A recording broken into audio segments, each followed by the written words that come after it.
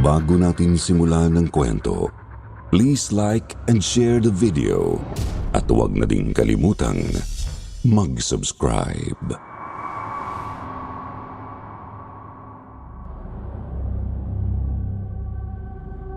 Itago niyo na lang ako sa pangalang Rosie. Isa ako sa masusugid niyong tagapakinig dito sa inyong channel at matagal ko nang gustong ibahagi ang hinding-hindi ko makakalimutang karanasan 7 taon na ang nakalipas. Ako ay nakatira noon sa isang tahimik na bayan sa Bicol. Hindi ko nasasabihin kung saan eksakto dahil natatakot akong baka matakot ang ibang tao at hindi napuntahan pa ang lugar na yon. Pero totoo ang naranasan ko sa lugar na yon.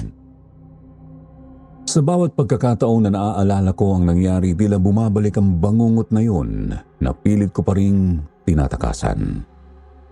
Bago pa man ako mapadpad sa Bicol, nagtatrabaho ako noon sa Maynila bilang sales lady sa isang mall. Kasama ko sa trabaho ang boyfriend ko pa lang noon na si Ramil.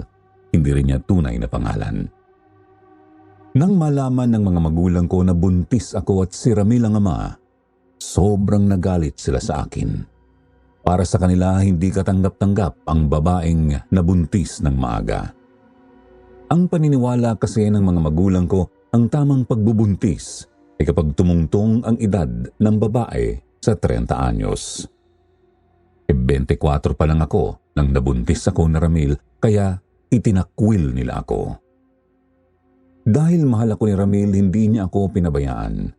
Nag-resign kami sa trabaho at nagdesisyon siya na iuwi ako sa probinsya nila sa Bicol para doon na kami manirahan. Pero hindi naging madali ang paglipat namin sa Bicol, lalo na't malayo ang lugar na yon sa maingay na buhay sa Maynila na nakasanayan ko na. Inisip ko na lang na kailangan kong magsakripisyo para kay Ramil at sa magiging anak namin.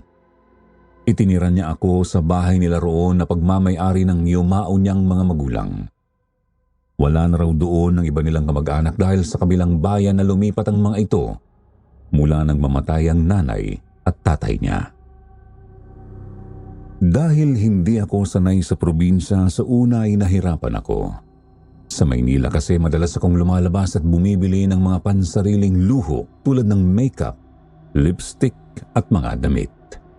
Pero dito sa probinsya, kakaunti lang ang pamilihan at halos lahat ng tao ay mas pinahahalagahan ang mga pangunahing pangangailangan kaysa sa mga personal na kagustuhan. Ang mga tao dito ay simple at walang gaanong luho sa buhay at sa totoo lang, naiinip ako lalo na at mula nang mabuntis ako ay hindi na ako pinagtrabaho pa ni Ramil. Nagtrabaho siya noon sa palayan ng isang may kayang pamilya bilang magsasaka at yun ang aming naging pantawid buhay. Ramil, naiinip na ako dito. Hindi katulad sa Maynila, kahit papaano may mga mall, may mga sinihan, may mga pasyalan. Nabibili ko rin ang mga gusto ko noon. Pero dito ang dami kong hindi mabili. Mahal, alam ko naman na nasanay ka sa Maynila. Pero kailangan mo na ring sanayin ang sarili mo rito sa probinsya. Kasi dito na tayo nakatira. Hindi mo kasi ako naiintindihan eh. Namimiss ko nang bumili ng mga pampaganda. Hindi na ako nakakabili ng makeup o kahit lipstick man lang sana. Nagmumukha na akong losyang dito oh. Mula nang lumaki ang tiyan ko, hindi na ako nakakapag-ayos man lang. At mula nang itira mo ko dito sa lintik na lugar na to, hindi mo na ako binibilan ng mga gusto ko. Naiintindihan naman kita, mahal. Alam kong hindi ko nabibili ang lahat ng gusto mo dahil maliit lang kasi ang kinikita ko sa pagsasaka. Kailangan din nating magtipid. Lalo na't ilang buwan na lang, manganganak ka na. Basta, gawan mo ng paraan. Akala ko ba mahal mo ako? At ang magiging baby natin? Di gawin mong lahat para maibigay sa akin ang lahat ng gusto ko. Konting tiis lang, mahal. Kapag nakaluwag-luwag, mabibili ko rin ang mga gusto mo. Sa ngayon kasi, yung kinikita ko sa palayan, sakto lang sa pang-araw-araw na gastusin natin. Naku, hindi ko alam kung hanggang kailan ako magtitiis. Noong panahon na yon, nagsisisi talaga ako na sumama ako kay Ramil sa Bicol. Hindi ako sanay sa boring na buhay doon. Ang lungkot-lungkot ko, lalo na't wala akong magawa kundi ang manatili sa bahay at maghintay kay Ramil na makauwi mula sa pagsasaka sa palayan. Lagi ako nag-iisip, ito na ba talaga ang buhay ko? Ganito na lang ba araw-araw? Pero isang araw, nag-iba ang takbo ng mga araw ko nang dumating ang bago naming kapitbahay, si Adora. Isa siyang matangkad, maganda at mukhang masayahing babae. Napansin ko kaagad ang kanyang kakaibang aura at estilo. Halata mong galing siya sa syudad na tila katulad ko rin ay hindi sanay sa simpleng buhay dito sa probinsya. Isang hapon habang nagwawalis ako sa bakuran namin, nakita ko si Adora na may dalang mga kahon papunta sa bahay niya na ilang hakbang lang mula sa amin. Nilapitan ko siya para bumati. Hi! Ako nga pala si Rosie. Dito kami nakatira ng partner kong si Ramil sa bahay na katapat ng sayo. Ikaw ang bagong lipat, di ba? Oo. Ako nga pala si Adora. 1 linggo pa lang mula nang lumipat ako dito. Mabuti naman at may maganda akong kapitbahay dito. Yung iba kasing nakatira dito, puro mga masisyondana. Ay, tulungan na kita dyan. Mukhang mabigat yung dala mo Ha? Naku, salamat ha. Buti na lang at may mabait pala akong kapitbahay. Pagkatapos ng aming unang pagkikita, mas madalas na kaming nag-uusap ni Adora. Napansin ko na marami kaming pagkakatulad. Mahilig kami sa makeup at sa mga pampaganda at pareho kaming nanggaling sa Maynila. Ang sabi niya sa akin, dati siyang casino dealer na nanalo sa loto. Nag-resign din siya sa pinagtatrabahuan at nagdesisyon na manirahan na lang sa probinsya dahil matagal na raw niyang gustong tumira sa tahimik na lugar na malayo sa syudad. Pero minsan hinahanap-hanap din daw niya ang magulo at maingay na buhay sa Maynila. Sinabi niya sa akin na ulila na raw siya sa mga magulang at mag-isa na lang niyang binubuhay ang sarili niya. Ang sabi ko nga, pareho pala sila ng kinakasama kong si Ramil na ulila na rin sa mga magulang. Madalas kaming mag-usap tungkol sa mga bagong makeup trends at minsan siya pa ang nagtuturo sa akin ng mga bagong teknik sa pagme-makeup. Alam mo, Adora, sobrang namimiss ko ng ganito. Yung nag-aayos ka ng sarili mo. Parang nakakalimutan ko na kasi kung paano maglagay ng makeup. Simula nang tumira kami dito. Paano naman kasi si Ramil? Hindi ako mabili ng mga gusto kong pampaganda dahil ang liit lang ng kinikita niya sa pagsasaka. Naku, girl. Ang tagal ko rin hindi nagawa to. Nakakapanibago nga rin, lalo na't noong nagtatrabaho pa ako sa kasino, halos araw-araw akong nakaayos. Kaya nga ang saya ko nang dumating ka rito at makilala ka. Akala ko wala na ako makakausap tungkol sa mga ganito. Lalo na't si Ramil hindi naman interesado sa mga pampagandang lalaking yun. Yung iba naman nating kapitbahay, puro pagtatanim ang alam. Mabuti talaga at dito mo napiling tumira. Ako rin naman. Natutuwa ako na may bago akong kaibigan dito. Dahil friends na tayo, bibigyan kita ng mga makeup, lipstick, at iba pang pampaganda. Alam mo ba na itong bala kong gawing business dito? Magtitinda ako ng mga ganyan. Meron akong kilalang supplier sa Maynila na pagkukunan niya. Naku, meron kayong bibilingan dito? Mukhang mamahalin tong mga pampaganda na to Natitiya ko na merong bibili niyan. At saka, mura ko lang naman na ibebenta. Noon ay may pagdududa na ako sa binabalak na yon ni Adora. Paano kaya niya maibibenta ang mga yon sa lugar na yon? Mukhang mahihirap lang din ang mga tao roon. Ayoko nang isipin, bahala na siya kung ano ang diskarte niya para makabenta. Pero mabuti na lang talaga at mabilis ko siyang naging kaibigan. Parang hindi ko na rin mamimiss ang syudad dahil sa kanya. Simula noon, halos araw-araw na kaming magkasama ni Adora. Nagpupunta siya sa bahay namin o di kaya ako naman ang dumadaan sa kanila. Tuwing umaga, nagkikita kami para magkwentuhan o mag-makeup session. Paminsan-minsan, nagluluto rin kami ng paborito naming mga ulam na natutunan namin sa syudad. Siya ang nagtuturo sa akin ng mga recipe na natutunan niya at ako naman ang nagtuturo sa kanya ng mga natutunan ko. Alam mo, Adora, buti na lang ikaw ang kapitbahay ko. Para naging mas magaan ang buhay ko dito sa probinsya simula nang dumating ka. Naku, Rosie, ako nga ang nagpapasalamat eh. Kasi sobra akong natuwa dahil may kaibigan akong kagaya mo. Ang saya kaya ng ganito.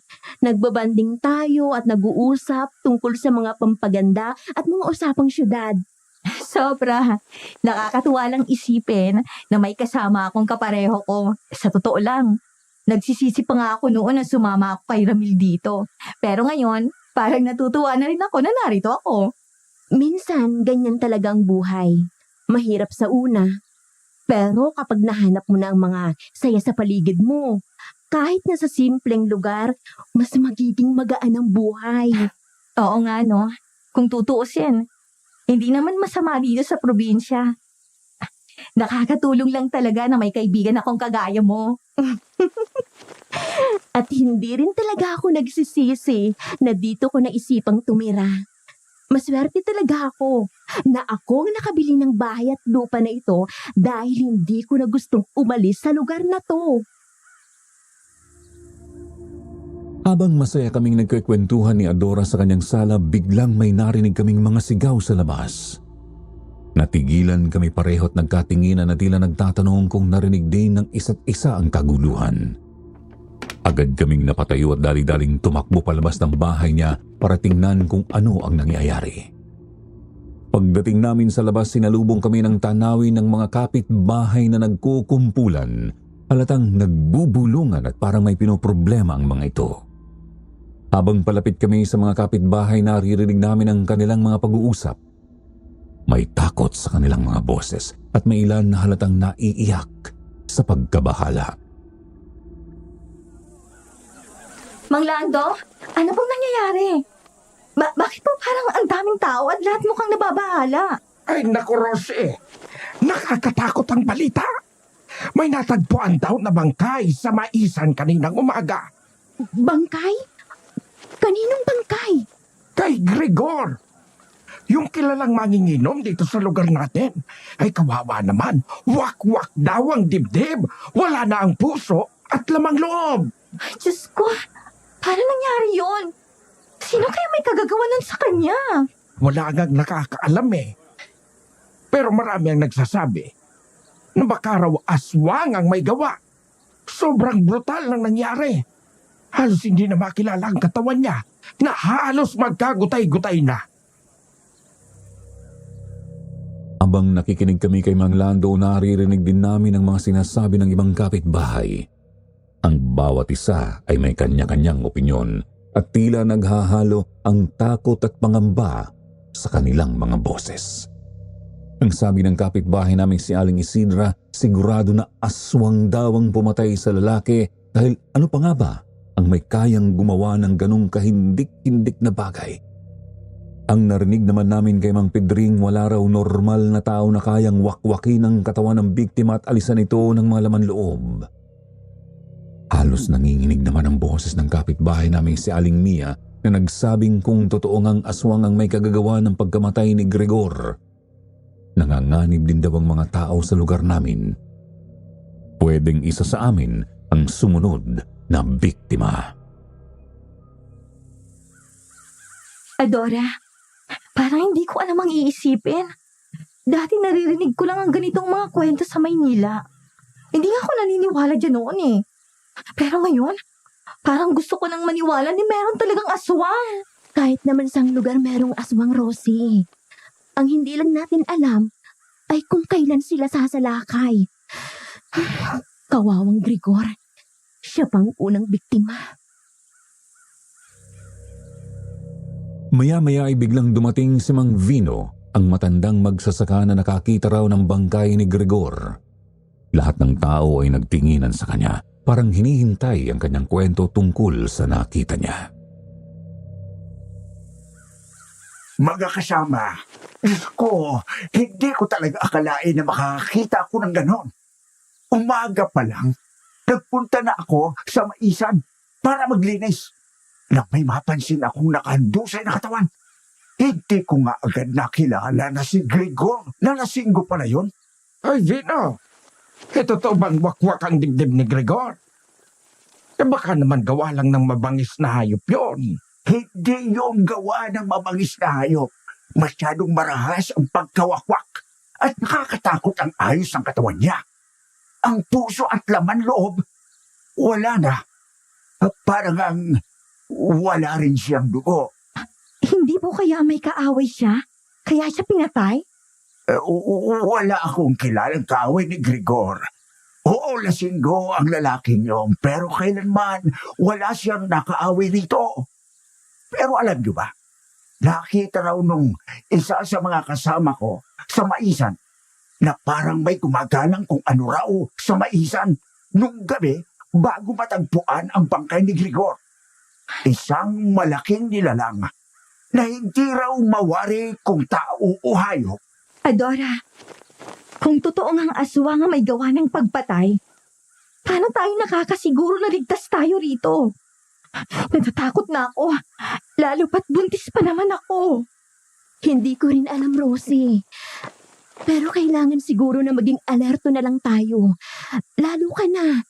Gustong-gusto pa naman ng aswang ang buntis na tulad mo.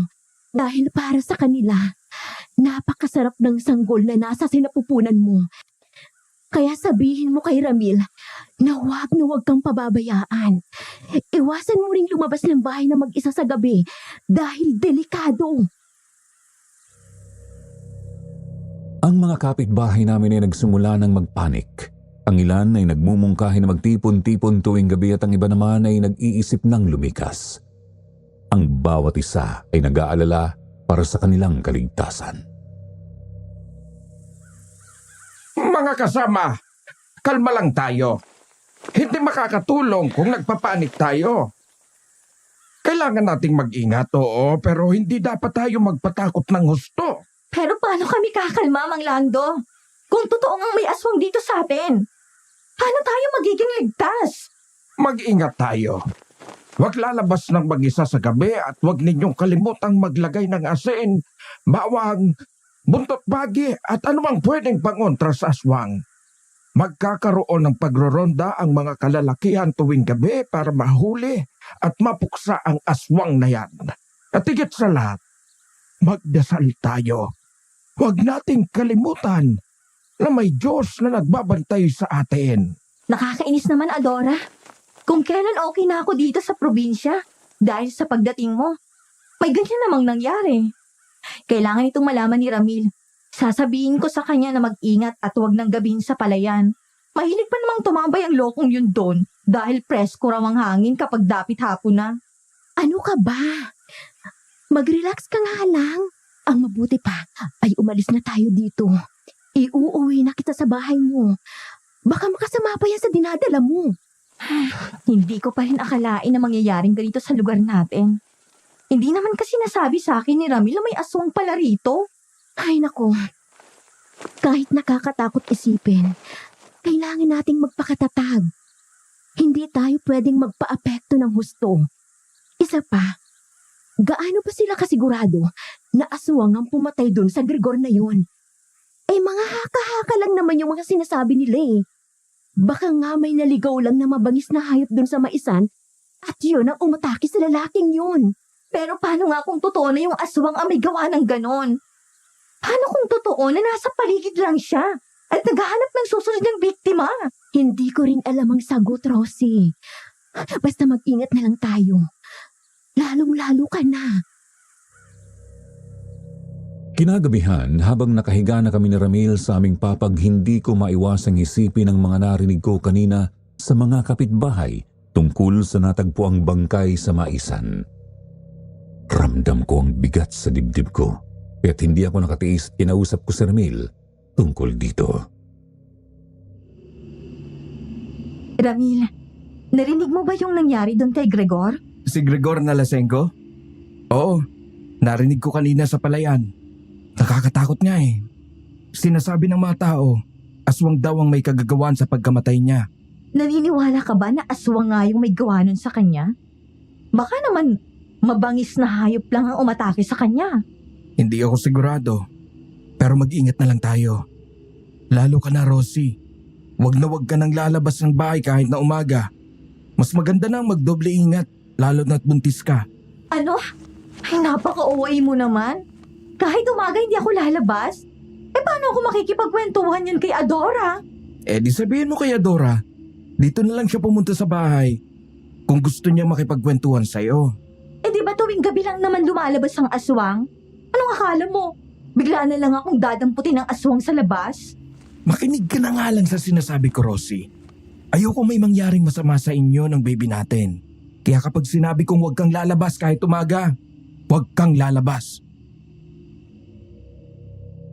Nabigla ako sa reaksyon na yun ni Ramil. May kakaibang diin ang pagkakasabi niya.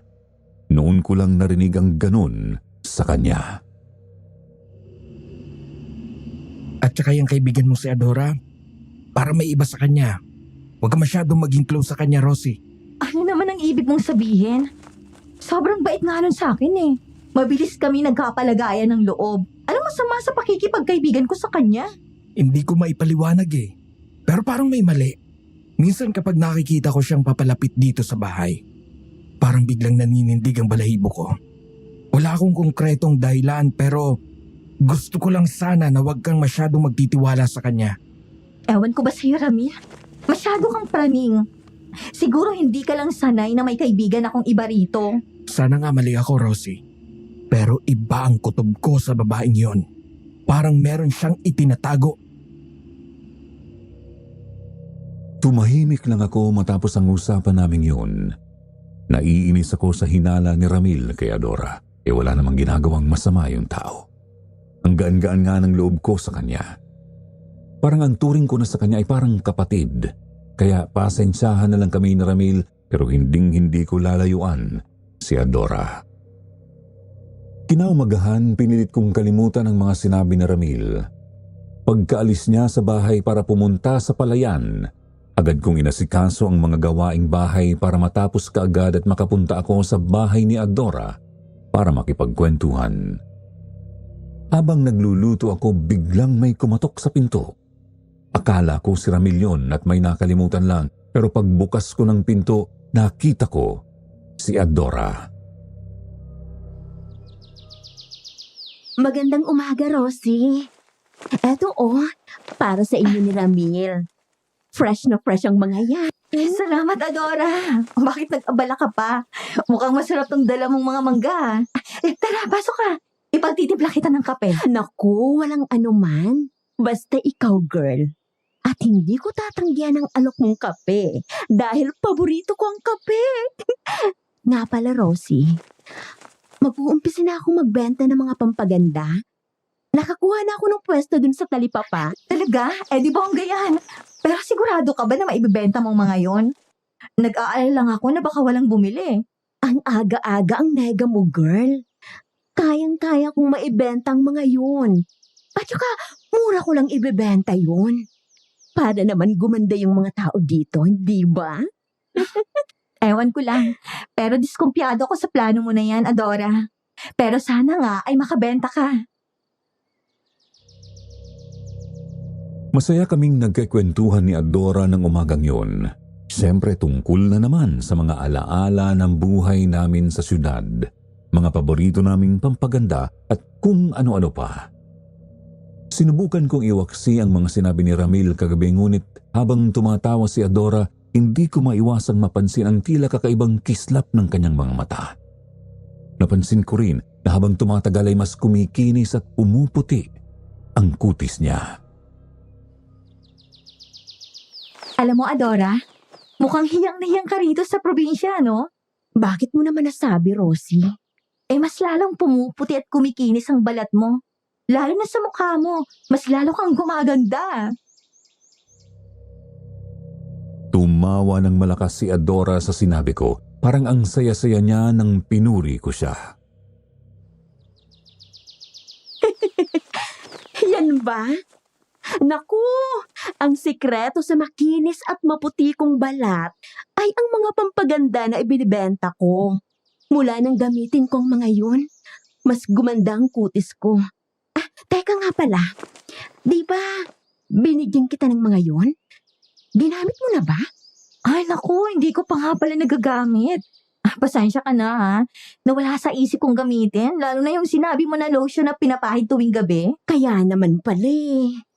Gamitin mo na kasi para matulad ka sa akin. Makinis at maputi. Di tulad ng balat mo na nangingitim na. At yung leeg mo, Rosie, ang itim. Tiyak na lalaki ang sanggol na nasa loob ng sinapupunan mo. Ayon kasi sa pamahiin ng matatanda, kapag maitim daw ang leeg ng babaeng buntis, lalaki ang pinagbubuntis nito. Ganun ba? Pasensya na. Wala kasi akong alam sa mga pamahiin na yan eh. Pero kung lalaki ang panganay namin ni Ramil, okay lang. Mas gusto nga niya na lalaki ang unang anak namin para may magdadala daw ng apelyido niya. Habang sinasabi ko yon kay Adora ay napansin ko na titig siya sa tiyan ko na hindi man lang kumukurap ang mga mata niya. Nakaramdam ako ng pagkailang kaya iniba ko ang usapan. Adora, maiba ako. Hindi ka ba natatakot tuwing gabi? Mag-isa ka lang dun sa bahay mo, tapos may chismis pa na may gumagalang aswang. Bakit naman ako matatakot? Sanay na ako mag-isa at walang kasama. At saka, hindi ako naniniwala sa aswang. Naniniwala ako na tao ang gumawa nun sa lalaking lasenggo. Malay pa natin, may lihim palang kaaway yung lalaking yon, tapos ginantihan siya ng brutal na paraan. Kung sa bagay, ito ang si Ramil eh. Sinabi sa akin na wag daw akong lalabas ng bahay kahit sa umaga. Baka mabiktima raw ako ng aswang. Ang OA, di ba? Saan ka nakakita ng aswang sa umaga? Kahit nga sa mga horror movies, gabi lumalabas sa mga aswang eh. At iba pang maligno na yan, di ba? Sinabi yun ni Ramil? Ang OA nga. Ang sabihin mo sa kanya, kay lalaki niyang tao, nagpapapaniwala siya sa mga ganon? Ay naku, wag kang maniwala sa kanya. Mas magandang ang lumalabas ka kapag umaga para makakuha ka ng sariwang hangin at vitamin D mula sa sikat ng araw. Mahalaga yun para sa malusog na buto at immune system ng nanay na tulad mo at ng sanggol sa sinapupunan mo. Ay naku, ang mabuti pa, pagkatapos mo sa mga ginagawa mo, samahan mo ako sa talipapa, samahan mo akong magbenta. Sige ba, tatapusin ko lang itong niluluto ko. Pagkatapos kong magluto ay sumama ako kay Adora sa talipapa para samahan siyang magtinda. Sa isip ko ay hindi naman malalaman ni Ramil na lumabas ako ng bahay dahil hapon o gabi pa siya umuuwi galing sa palayan. Pagdating namin doon ay bumungad sa akin ng isang maliit na stall. Doon daw ang pwesto niya. Inilabas niya ang mga paninda niyang pampaganda na nasa kahon at inayos yun. Di nagtagal, may mga customer nang lumapit sa amin at nagtanong kung ano ang mga itinitinda niya. Ang sabi niya meron siyang mga makeup, lotion, lipstick at iba pang pampaganda. Nanlaki ang mga mata ko dahil hindi lang isa o dalawa ang bumili sa kanya kundi maraming customer ang pumakyaw sa mga paninda niya. Napansin ko na magaling pala mag-sales talk si Adora. Ang mga bumibili sa kanya ay parabang nahihipnotismo niya. Kahit nga mga lalaki ay nagsibili rin ng paninda niyang pampaganda. Hindi ako makapaniwala na naibenta niya ang mga yon sa loob lang ng isang oras. Wow! Paano mo nagawa yun, Adora? Ubus agad ang mga paninda mo. Sabi ko sa iyo eh, kapag akong dumiskarte, walang matitira sa mga paninda ko. Kaya kailangan ko ulit umorder sa supplier ko sa Maynila. Sa tingin ko, ikaw ang swerte ko. Kasi unang araw pa lang ng pagbebenta ko, ubos agad ang mga paninda ko. Dahil dyan, bibigyan pa kita ulit ng mga pampaganda. Meron pa akong naitabi sa bahay. Mamaya ay idadaan ko sa bahay niyo, ha? Nakakaya naman, Adora. Hindi ko pa nga nagagamit yung ibinigay mo nung nakaraan eh. Ang mabuti pa, yung mga ibibigay mo sa akin ay isama mo na sa mga paninda mo. Naku, hindi. Dahil swerte ka sa akin, sa'yo ko ibibigay ang mga yun. At saka ito, Rosie, ha? Tanggapin mo yan. Idagdag mo sa ipon nyo ni Ramil. Ay, naku, Adora, hindi ko matatanggap yan. Pinaghirapan mo yan eh. Hindi mo ako kailangan bigyan ng pera? Ano ka ba? Tanggapin mo na. Isipin mo na lang na regalo ko yan sa'yo. Kasi sinamahan mo akong magbenta. At saka, sobra-sobra itong kinita ko, oh. Magtatampo ako sa'yo niyan kapag hindi mo tinanggap. Wala akong nagawa. Kahit nahihiya ay napilitan akong tanggapin ang perang ibinigay sa akin ni Adora. Inisip ko na lang na dagdag din yon sa ipon namin ni Ramil para sa panganganak ko. 2:00 ng hapon habang naglalakad kami ni Adora pabalik sa mga bahay namin ay may nakita na naman kaming kumpulan ng mga tao. Dahil sa kuryosidad ay lumapit kami sa kung anuman ang inuusyoso ng mga ito. Bigla akong napahinto nang may matanaw akong dugo ang tao na nakahandusay sa lupa. May nakatakip na mga dahon ng saging sa katawan nito. Nang may bigla kaming narinig na boses mula sa aming likuran. Nakita namin si Mang Lando na patakbong nilapitan ang kumpulan ng mga taong nakikiusyoso. Natakip ko ang aking mga kamay sa aking bibig nang marinig ko na may nabiktima na naman ng aswang. Kahit pinipigilan ako ng isip ko na lumapit, inuutusan naman ako ng puso ko na tingnan din ang pinagkakaguluhan ng mga kapitbahay namin. Nang makalapit na kami ni Adora nang hilakbot ako dahil kahit nakatakip ng mga dahon ng saging ang bangkay na tao na yon ay kitang-kita ang kalunos-lunos nitong sinapit.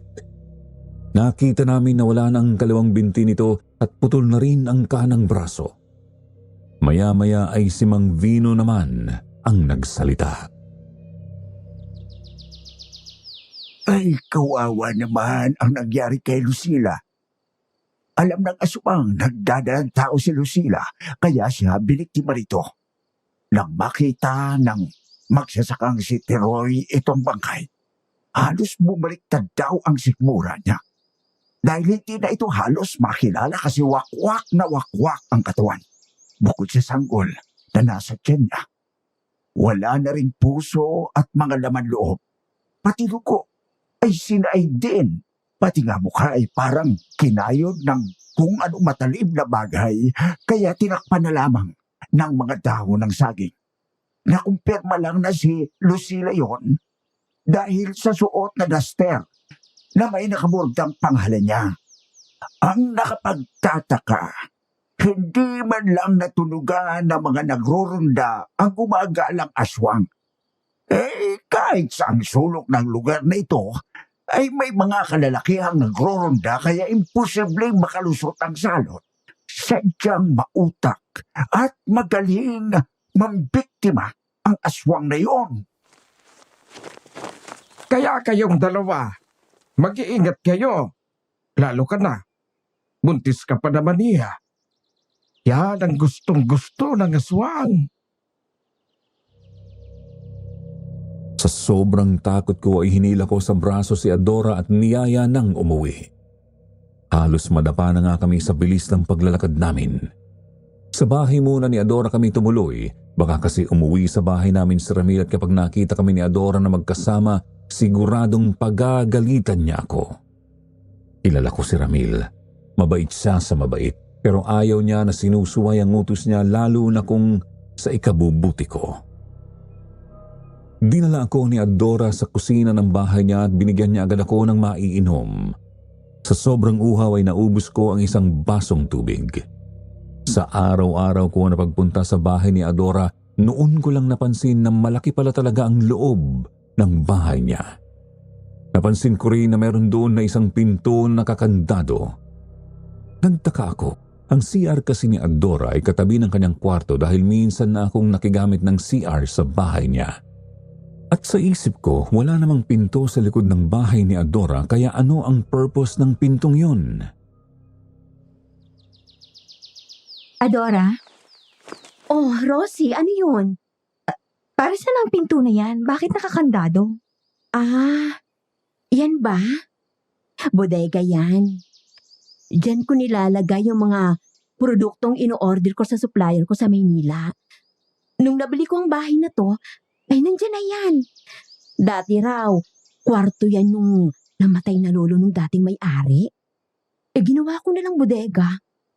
Ikinandado ko yan kasi minsan may nakakapasok na daga. Baka ngat-ngatin yung mga kahon. Naku, hindi pwedeng masira ang mga pampaganda ko. Masisira rin ako sa mga customers. Sa bagay, kailangan talagang panatilihing safe ang mga paninda mo. Ginagamit pa naman yan sa katawan. Mismo. Niyaya rin ako ni Adora na sa bahay niya na kumain pero tumanggi na ako. Ang sabi ko ay babalik na ako sa bahay at baka hinahanap na ako ni Ramil kung sakaling umuwi nga ito roon. Ang sasabihin ko na lang na dahilan ay may binili ako sa talipapa. Mabuti na lang at ibinigay na sa akin ni Adora yung ipinangako niyang mga pampaganda. At yun ang ipapakita ko kay Ramil kapag nagtanong ito kung ano ang binili ko. Maingat pa nga akong lumabas sa bahay ni Adora at dahan-dahang naglakad papunta sa bahay namin ni Ramil. Pero pagbukas ko ng pinto ay wala pa siya roon. Napabuntong hininga ako at palihim na nagpasalamat. Hindi nagtagal, sumapit na ang dapit hapon at umuwi na rin sa bahay si Ramil. Nakita ko na pagod ito sa maghapong pagsasaka kaya agad ko siyang sinalubong para punasan ng pawis sa kanyang katawan. Naku, kawawa naman ang mahal ko. Pawis na pawis. Ubarin mo na yung damit mo. Baka matuyuan ka ng pawis. Ang sweet ng mahal ko, ha? Balik nga. Ang bang-bang mo talaga, mahal. Nawawala ang pagod ko kapag niyayakap at tinaamoy-amoy kita. Loko ka talaga. Tigilan mo nga muna yan. Tilo ka, ha? Kadarating mo lang kung ano-ano na yung iniisip mo. Hoy, buntis ako. Hindi pwede yung iniisip mo, ha? Sa inis ko ay hindi ko napigilan ang sarili ko na batukan si Ramil. Hindi pa nga ako nakakapanganak, humihirit na agad. Aray ko naman, mahal. Binipiro ka lang eh. Naglalambing lang naman ako sa'yo. Pero, mahal, maiba ako. Ano yon? Sinunod mo ba yung sinabi ko sa'yo na huwag kang lalabas ng bahay? Napakagat ako sa labi sa tanong ni Ramil. Hindi niya pwedeng malaman na sinuway ko siya. Kaya nagsinungaling ako. Ha? Oo. Nandito na ako sa loob ng bahay buong araw.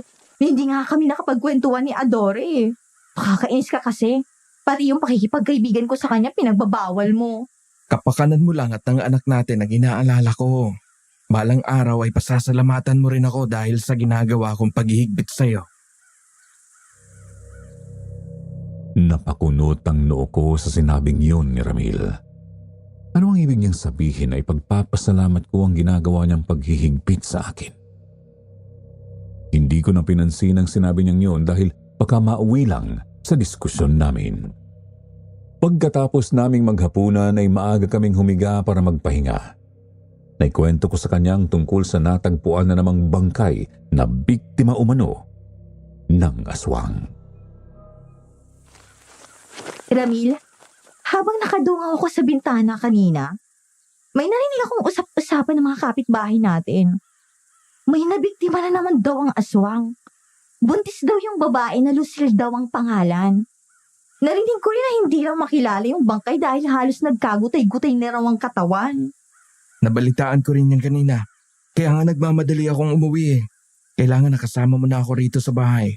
Kapag sumapit na ang dilim, mapuproteksyonan ko kayo ng baby natin kung sakaling umatake ang aswang na yon. Hindi ko naiwasang kiligin sa sinabi ni Ramil. Handa niya akong proteksyonan at ang anak namin kapag biglang sumugod ang aswang. Hindi naman sa pag-ano, hindi naman kalakihan ang katawan ni Ramil at hindi rin siya katangkaran pero ramdam ko ang kakaibang tapang na meron siya para ipagtanggol kaming mag-ina niya. Di nagtagal nakaramdam na ako ng antok at nakatulog. Ngunit alauna ng madaling araw ay naalimpungatan ako. Nakapako na wala si Ramil sa tabi ko. Bumangon ako sa papag dahil nararamdaman kong naiihina ako. Kaya lumabas ako sa kwarto para magpunta sa CR. Ngunit napansin ko na nakaawang ang pinto. Sa isip ko baka nasa labas si Ramil pero ano naman ang ginagawa niya sa labas sa ganung oras? Dahan-dahan akong sumilip at nakita ko nga na nasa labas siya.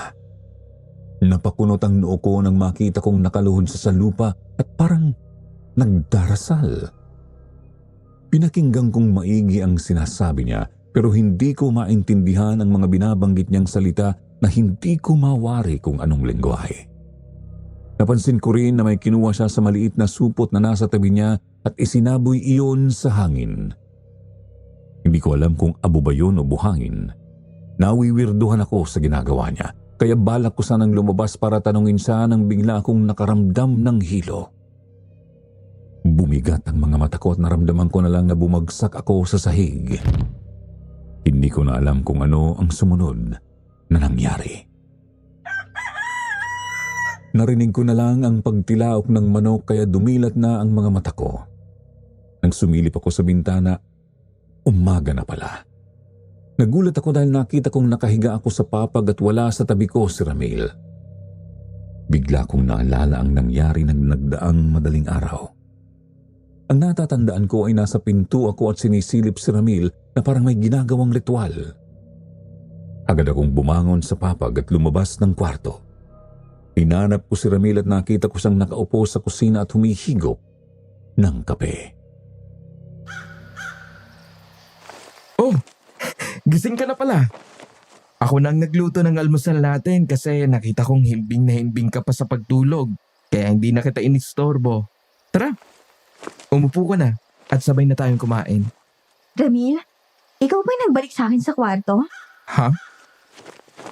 Hindi ka naman umalis sa kwarto ah. Bakit kita ibabalik sa kwarto? Hindi eh. Alam ko bumangon ako ng madaling araw at nakita kita sa labas. Nakaluhod ka na para ka nagdarasal ng kung anong hindi ko maintindihan na salita. Ano yung ginagawa mong yun, Ramil? Ano bang sinasabi mo? Hindi naman ako lumabas ng bahay at tanghali na nga akong nagising dahil napasarap din ang tulog ko. Baka naman nanaginip ka lang. Ano? Imposible. Nakita talaga kita eh. May kung ano ka pa ang sinasabi sa hangin. Ay, hindi ako maaaring maghamali sa nakita ko. Ikaw talaga yon. Pero hindi ko talaga ginawa ang sinasabi mo, mahal. At bakit ko naman gagawin yun? Anong mapapala ko? Nako, panaginip mo lang yon. Narinig nga kita ang lakas mong humalik kagabi. Napapailing na lang ako sa isinagot ni Ramil sa akin. Panaginip nga lang ba yun? Mahirap pa rin kasing paniwalaan ang sinasabi niya dahil alam kong totoo ang nangyari at nakita ko. Pero nagtataka rin ako. Naalala ko na naiihi ako ng mga oras na yun pero paggising ko, hindi naman ako nakaramdam na naiihi ako. Napabuntong hininga na lang ako at pinilit ang sarili ko na baka nga nanaginip lang ako. Hindi ko na inusisa pa si Ramil sa nakita ko at tahimik na lang kaming kumain ng almusal. Maya-maya ay nagpaalam na siya sa akin. Pupunta na siya sa palayan para magtrabaho. Bago lumabas ng bahay, binilinan niya ako na huwag akong lalabas at iwasan ko raw munang makipagkita at makipag-usap kay Adora. Yun lang at tuluyan na siyang umalis. Napasimangot ako dahil pinagbawalan na naman niya akong makausap ang kaibigan ko. Pero hindi uubra yun sa akin dahil hindi maaaring lumipas ang araw na hindi ako nakikipagkwentuhan kay Adora. Pagkaalis ni Ramil, nagmamadali akong lumabas ng bahay para puntahan si Adora sa bahay niya. Nakapagluto na naman ang pagkain si Ramil at nakapaglaban na rin ako ng isang araw kaya wala na akong gagawin. Kumatok ako sa pinto ng bahay ni Adora, ngunit walang sumasagot. Nakailang ulit kong tinawag ang pangalan niya pero wala ring sumasagot mula sa loob. Napansin ko rin na nakasarado ang bintana. Wala yata si Adora sa bahay niya. Baka nagtitinda siya sa talipapa. Pupuntahan ko nga siya ron. Pero nang pumunta ako roon, hindi ko rin siya nakita. Nakasara ang stall niya. Kung wala si Adora sa bahay niya at sa talipapa, saan kaya siya nagpunta? Nagtanong-tanong ako sa mga kapitbahay namin kung nakita nila si Adora, ngunit kahit isa ay walang nakakita sa kaibigan ko. Nagpasya akong bumalik na sa bahay nang makasalubong ko si Mang Lando. Magandang araw po, Mang Lando. Napansin niyo po ba si Adora? Wala po kasi siya sa bahay niya at sa talipapa. Kanina ko pa po siya hinahanap eh. Pasensya na Iha. Pero hindi ko pa siya nakikita.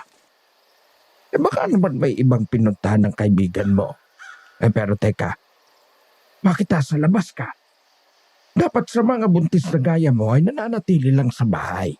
Dahil may gumagalang aswang dito sa atin. Bakit ba hindi ka nag-iingat? Nakakainip po kasi sa bahay eh. Kaya naisip ko pong puntahan sa bahay niyang kaibigan ko. Pero wala naman siya ron. Asa naman po kaya siya pupunta wala naman siyang ibang kakilala rito. Hindi rin kita masasagot sa tanong mong yan, Iya. Pero, huwag naman sanang mangyari ang naiisip ko. Ano pong naiisip niyo, Mang Lando? Huwag sana siyang mabiktima ng aswang. Ay, wag naman po kayong magsalita ng ganyan. Alam kong ligtas si Adora kung nasa naman siya ngayon. Alam kong kaya niyang protektahan ng sarili niya dahil matapang siyang babae. Iya, walang magagawa ang tapang ng isang babae sa isang mabangis at mapanganib na aswang. Pero sana nga, ay walang masamang nangyari sa kanya. Yun lang at nagpatuloy na sa paglalakad si Mang Lando. Di pa siya nakakalayo ay muli niya akong nilingon at pinaalalahanan ako na umuwi na at mag-ingat. Bumalik ulit ako sa bahay ni Adora para silipin kung nakabalik na ito roon, pero nakailang katok at tawag ako sa labas, wala pa rin sumasagot. Nagpasya akong bumalik na sa bahay. Buong araw akong inip na inip dahil wala akong ibang magawa. Mabuti sana kung naroon si Adora para may kausap ako kahit papaano. Naisip ko na pumasok sa kwarto para umidlip, pero nakita ko ang supot na ibinigay sa akin ni Adora na nakasabit sa dingding. Naalala ko na yun pala ang ibinigay niya sa aking mga pampaganda na hindi ko pa nagagamit. Sinubukan kong gamitin ang mga yun. Naglagay ako ng kaunting makeup sa pisngi at lipstick sa aking labi para kapag nakita ko ni Ramil sa pag-uwi niya, mabighani na naman siya sa akin. Habang nasa mukha ko na ang mga pampagandang yon, ewan ko ba kung bakit parang ang gaan ng pakiramdam ko. Para bang nakapagbibigay yon ng magandang enerhiya at kumpiyansa sa aking sarili. Nang sumapit ang gabi, excited na ako na makita ako ni Ramil na nakapustura.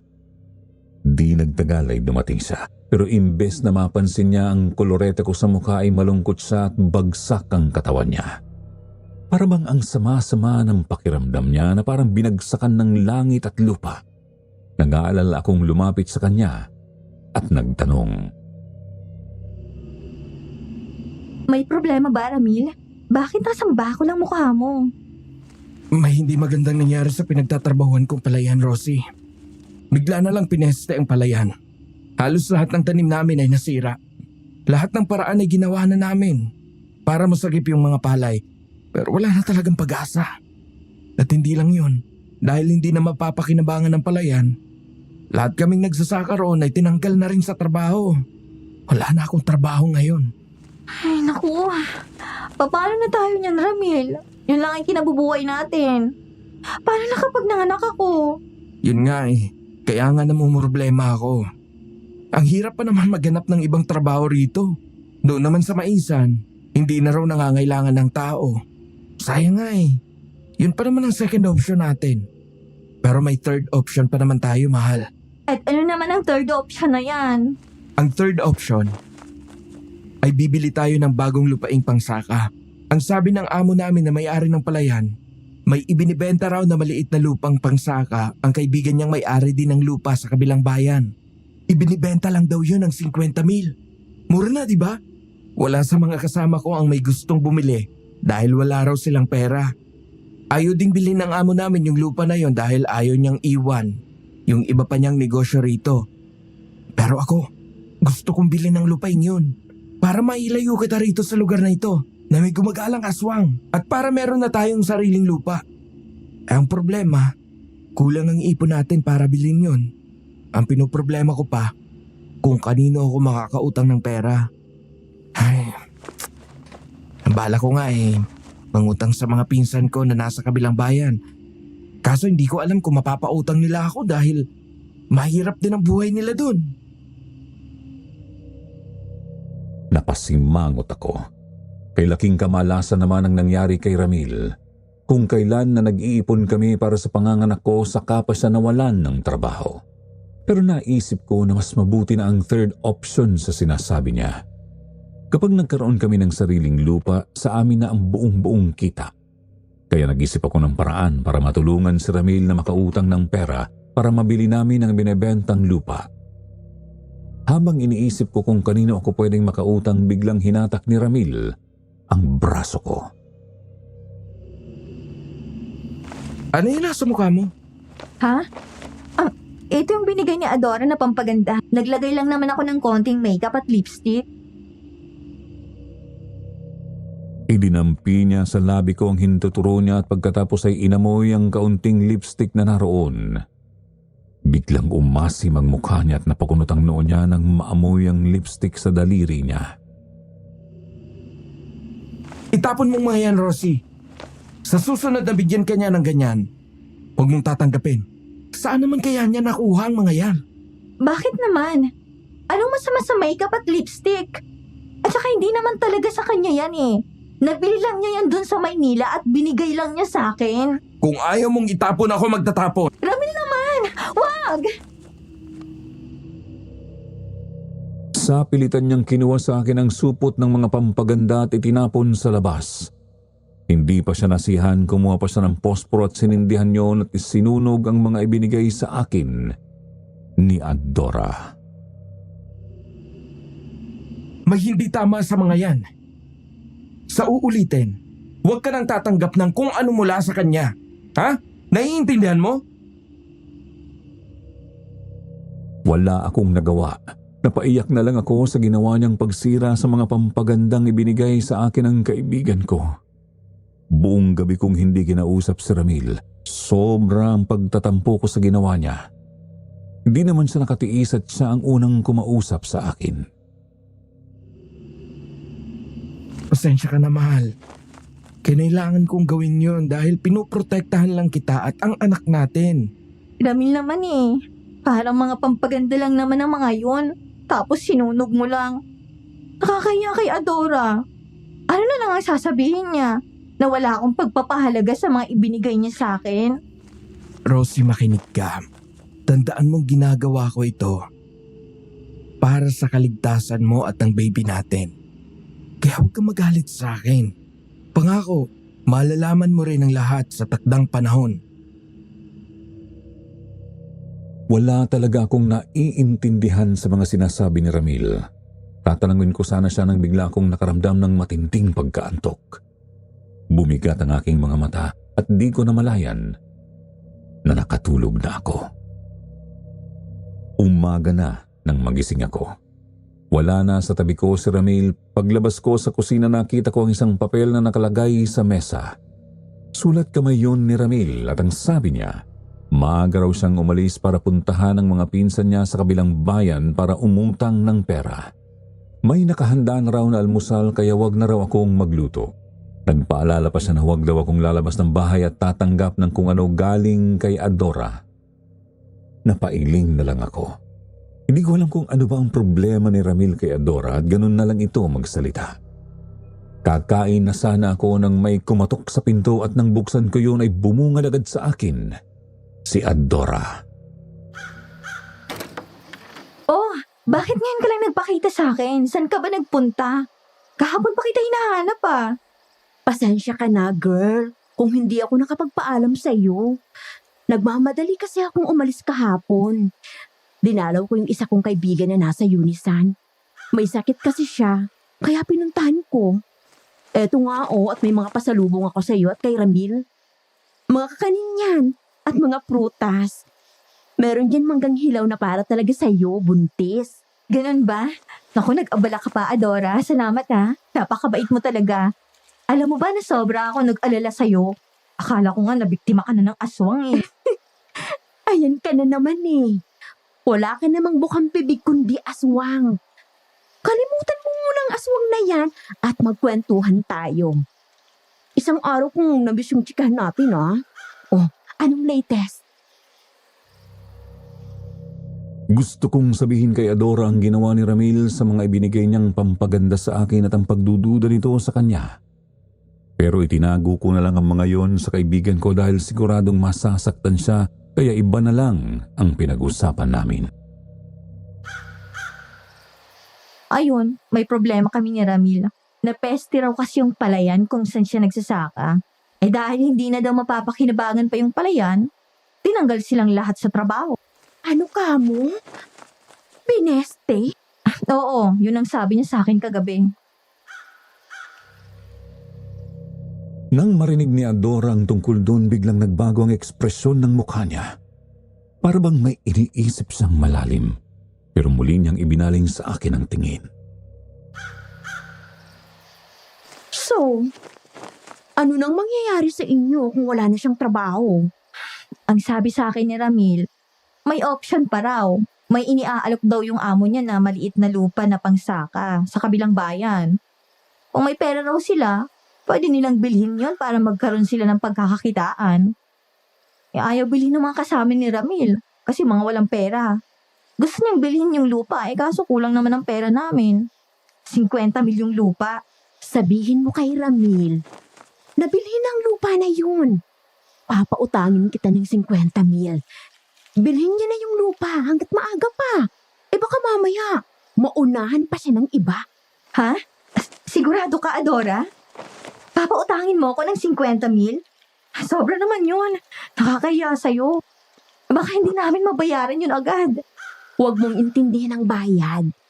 Ang mahalaga ay meron kayong mapagkakakita ang dalawa ni Ramil. Pumayag ka na sa ano ko. Sige na. Ha? Nakakahiya man pero tatanggapin ko ng alok mo, Adora. Salamat ha. Para rin sa future ng baby namin yun ni Ramil. Hindi ko na lang sasabihin sa kanya na ikaw ang nagpautang sa akin. Kasi alam mo naman yun. Ayaw kasi nun na nangungutang sa ibang tao. Ang ibig kong sabihin, ayaw niyang nangungutang sa hindi niya kamag-anak. At sigurado naman akong hindi siya papautangin ng mga pinsan niya dahil mga hikaws din ang mga yun sa buhay. Ikaw ang bahala. Sabihin mo na lang sa kanya na umutang ka ng pera sa pinsan mo na nasa Gumaka. Di ba? Naikwento mo sa akin na meron kang pinsan na nasa Gumaka? Sabihin mo sa kanya na doon ka nakautang ng pera, ganun. Natuwa ako sa suhestyon ni Adora. Bakit nga ba hindi? Close sa akin ang pinsan kong yun na nasa Gumaka. Sasabihin ko kay Ramil na pinautang ako ng pinsan ko nang tawagan ko ito sa cellphone. Oo nga, no? Bakit hindi ko naisip yon? Sige, yun ang gagawin ko, Adora. Salamat ulit ha, friend. Mababayaran din namin sa yung utang na to. Walang anuman, Rosie. Basta ikaw. Tsaka, okay lang sa akin kahit hindi perang ibayad. Basta kapag nangailangan ako, sasabihan na lang kita, ha? Oo ba? Kahit ano pa yan, basta kaya kong ibigay. Pero nakakahiya naman kung hindi ka namin babayaran ng pera. Palaisipan sa akin ang sinabing yun ni Adora pero hindi ko yun pinansin. Mahalaga pa rin na maibalik sa kanyang pinautang niyang pera sa amin. Laking pasasalamat ko talaga kay Adora dahil siyang tumulong para magkaroon kami ng perang pambili sa lupang sakahan. Pagdating ni Ramil, malungkot niyang sinabi sa akin na hindi raw sa pinautang ng mga pinsan niya dahil mahina raw ang mga trabaho ng mga ito. Doon ko na sinabi sa kanya na nakautang na ako kuno ng pera sa pinsan kong nasa Gumaka. Nagpalust ako na mabuti na lang at may biyaheng pabikol ang pinsan kong si Carlos kaya mabilis itong naibigay sa akin ang hiniram kong pera. Pagde-deliver kasi ng mga gulay at prutas ang trabaho ng pinsan kong yon. Nawala ang kaba sa dibdib ko nang tuwang-tuwang tanggapin ni Ramil ang perang inutang ko kay Adora. Salamat, Rosie. Bukas sa bukas din ay magpapasama ako sa amo ko dun sa kaibigan niya para bilhin ng lupa. Malaking tulong yun sa atin. Sabihin mo sa pinsan mo, mahal, salamat. Babayaran din natin ang utang sa kanya kapag nakaluwag-luwag na tayo. Walang pagsidlan ang saya ni Ramil ng gabing yun. Kahit sa pagtulog ay bukang bibig niya ang pagbili sa lupa. Ang sabi niya sa wakas ay maiaalis na niya kaming mag-ina sa lugar na yun. Sa isip ko, parang ayoko naman ang idea na yun dahil malalayo na ako sa kaibigan kong si Adora. Naging close pa naman kaming dalawa tapos magkakahiwalay kami. Pero may good side din ang gustong mangyari ni Ramil na mailayo kami ng anak namin sa lugar na yun dahil sa gumagalang aswang na ang balita ay nambiktima na naman nung nagdaang gabi. Si Mang Vino ang nagbalita sa mga kapitbahay namin na mag-asawang matanda raw ang walang awang pinatay ng aswang. Tulad ng mga unang naging biktima nito nang matagpuan daw ang mga bangkay na mag-asawa, wakwak ang mga tiyan at dibdib ng mga ito at wala ng puso at mga laman loob. Halos natuyot daw ang mga katawan dahil parang sinipsip ang lahat ng dugo ng mga biktima. Sa nalaman ko, mas lalo akong nangamba sa kapakanan namin ng anak ko at ni Ramil. Kinaumagahan, maagang umalis si Ramil para bilhin ang lupang sakahan. Kapag nabili na raw niya yun, aalis na kami at ililipat ang bahay sa kabilang bayan. Ang sabi ng amo niya, may maliit daw na bahay na kasama ang lupa kaya maaring doon na rin kami tumira. Pagkaalis ni Ramil, pinuntahan ko si Adora sa bahay niya para makipagkwentuhan at magpaalam sa nalalapit naming pag-alis. Ngunit nakailang beses akong kumatok sa pinto, walang sumasagot. Nakita ko rin na nakasara ang bintana. Sa isip ko, umalis na naman ba si Adora? Bakit wala na naman ito sa bahay niya? Pinuntahan ko siya sa talipapa kung nagtitinda ng mga pampaganda niya pero wala rin sa roon. Buong araw ko ulit siyang hindi nakita hanggang sa lumatag na ang dilim. 7:00 na ng gabi, hindi pa rin umuwi si Ramil. Nagpasya akong magluto na ng hapunan namin nang may kumatok sa pinto. Hindi yun tulad ng ibang katok na ginagawa ni Ramil o ni Adora na malakas. Ang katok na yun ay mahina lang. Kinabahan ako dahil baka aswang na ang nasa labas ng bahay. Para matiyak, nagsalita ako. Sino yan? Agad namang sumagot ang kumakatok na wala ang kabako nang marinig ko ang boses ni Adora. Binuksan ko ang pinto at di ako nagkamali. Si Adora nga ang nasa labas. Ano ka ba naman? Bakit ganun kasi ang pagkatok mo? Natakot tuloy ako. Akala ko yung aswang na. Bakit nga pala buong araw kitang hindi nakita? Saan ka naman ba nagpunta? Pinapasok ko siya sa loob at pinaupo sa sala. Hindi niya sinagot ang tanong ko sa kanya. Ngumiti lang siya ng makahulugan bago nagsalita.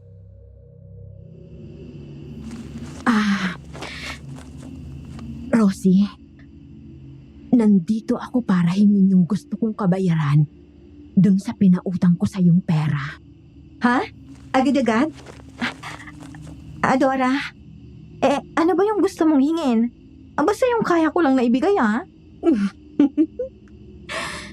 Kayang-kaya mong ibigay ang hihingin ko sa iyo, Rosie. Ano nga ang gusto mo, Adora? Pagkasambit ko nang sinabi ko, biglang umihip ang napakalakas na hangin na naging dahilan ng pagkamatay ng ilaw sa loob ng bahay. Sa sobrang dilim, hindi ko na makita sa harap ko si Adora. Pumunta ako sa kusina para kumuha ng posporo at kandila. Sinindihan ko yun at ipinatong sa mesa. Nang may narinig akong umaalulong sa loob ng bahay, nakakakilabot ang pag-alulong na yun na tila ba isang malaking aso. Nang silipin ko ang sala, halos himatayin ako sa nakita ko. Naroon ang isang napakalaking aso na kulay itim ang balahibo. Dahil sa liwanag na ibinibigay ng nakasinding kandila sa kusina, kitang-kita ko rin ang mapupula at nanlilisik na mga mata nito. Meron itong mahahaba at matutulis na mga kuko at mahabang mga pangil na nakahandang sumunggab sa akin. Hindi ako nakagalaw sa kinatatayuan ko dahil isang maling kilos ko lang aatakihin ako ng malaking aso na yon. Diyos ko! Anong klaseng nilalang to?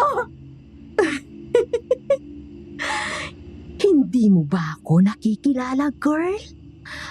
Ako Ito, si Adora. At ito na ang panahon para malaman mo kung ano talaga ako. Adora! Hindi! Isa ka lang! Tama ka, Rosie. Isa akong aswang. Ako ang aswang na nambibiktima sa lugar na ito. Ako ang pumatay dun sa lasenggong si Grigor. At ako rin ang pumatay dun sa buntis na si Lucille. At ako rin ang pumatay dun sa mag-asawang matanda. Ay, Diyos ko, Adora! Hindi ko akalain na ikaw pala ay salot na nang bibiktima ng mga inosenteng tao! Bakit mo yung ginagawa? Akala ko pa naman mabait ka! Itinuring pa naman kitang kaibigan! Kaya nga, nung una kitang nakita, nagustuhan na kita, Rosie. Dahil madali kang mauto. Gustong gusto ko ang mga tao na madaling mabola. Tulad mo.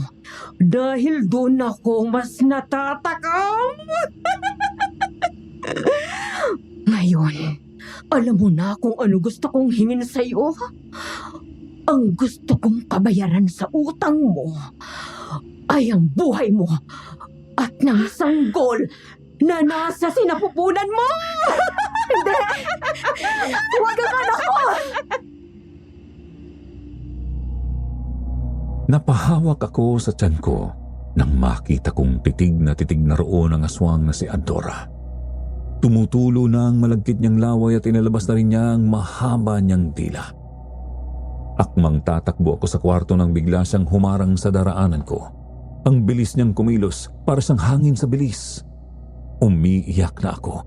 Hindi ko na alam ang gagawin ko. Ibinato ko sa kanya ang anumang madampot ko pero iniiwasan lang niya ang mga yun nang bigla na lang niya akong dampahan.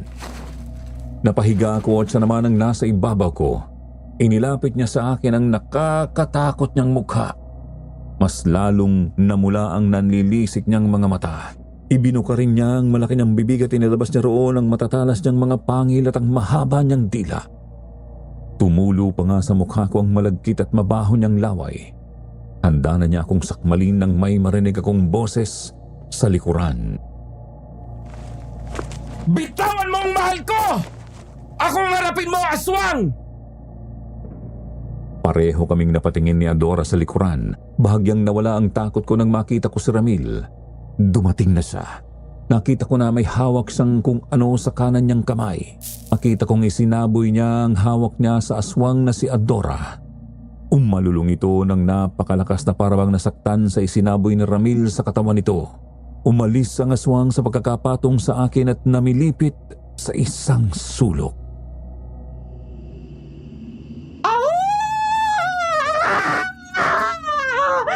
Ayop ka!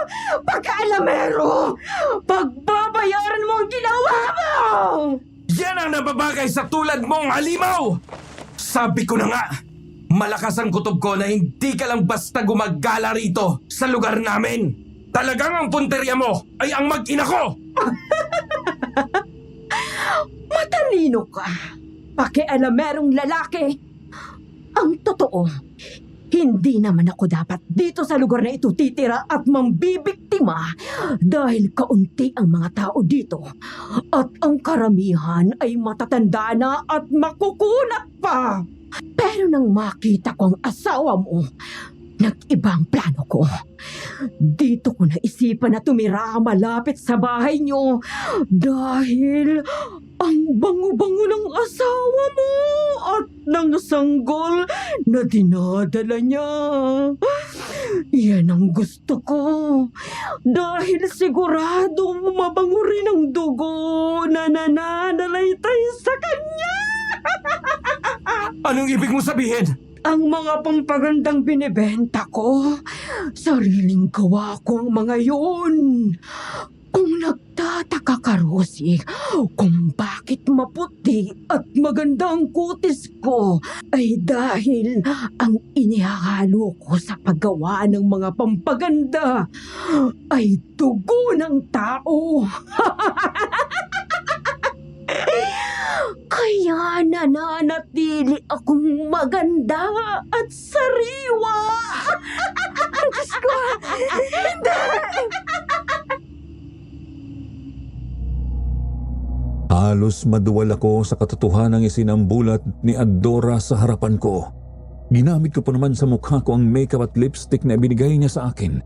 Yun pala ay may halong dugo ng tao ang mga yun. Tamang hinala ko. Nung naamoy ko ang lipstick na ginamit ni Rosie, alam ko may halong kung ano yon. Kaya pala nung una kitang makita, ay wala akong katiwa-tiwala sa'yo. Yun pala! Ikaw ang salot na aswang! Ibig sabihin, ikaw ang binigyan ko ng sumpa. Pero bakit hindi umepekto sa'yo? Imposible! Anong sinasabi mo, Ramil? Anong binigyan mo siya ng sumpa? Siguro ito ng tamang panahon para malaman mo ang totoong pagkatao ko, Rosie. Isa akong albularyo. May kakayahan akong manggamot at pumuksa ng mga aswang. May kapangyarihan ako na minana ko pa sa yumao kong tatay na isa sa pinakamagaling na albularyo dito sa Bicol.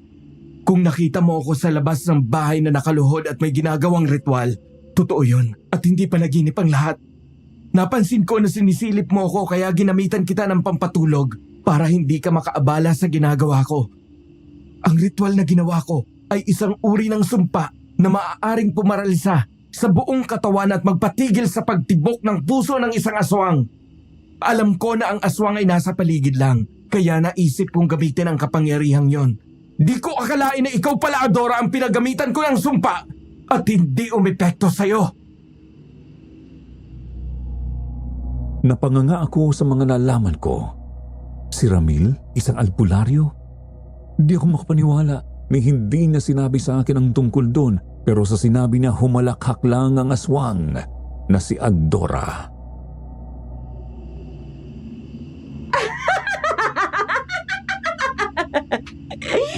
Kung ganon, ay isa ka palang albularyo. Kaya pala madali mong naramdaman at naamoy na narito lang ako sa paligid niyo. Pero kahit ganon, hindi ka pa rin nagtagumpay, hangal! Dahil mabilis kong kinontra ang sumpang ibinigay mo sa akin. Dahil bukod sa pagiging aswang, ay isa rin akong mangkukulam. Isang araw din akong hindi nakagalaw at nakakilos dahil sa ginawa mong sumpa. Muntik na rin akong mamatay dahil nahirapan akong huminga. Buong araw akong hindi nakalabas ng bahay at nakapambiktima. Pero nabigo ka! Hindi yun umepekto sa akin dahil sa orasyon na pangontra ko sa sumpa. Naramdaman kong may kakaibang nilalang na binabalak akong isumpa, kaya ginamit ko ang kapangyarihan ko bilang isang mangkukulam at kinontra ko ang sumpa. Di ba, Rosie? Pinakyaw ng mga tao yung mga paninda kong pampaganda. Kahit hindi naman talaga sila mahilig sa ganun. Yun ay dahil ginamitan ko sila ng hipnotismo. Ginamitan ko sila ng kapangyarihan ko.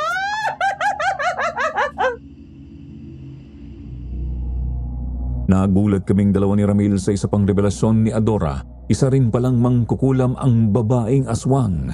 Kaya pala isang araw ko siyang hindi nakita. Nasa loob lang pala siya ng bahay niya at hindi makagalaw dahil sa sumpa na ibinigay ni Ramil. May isa ka pang dapat malaman, hangal na lalaki.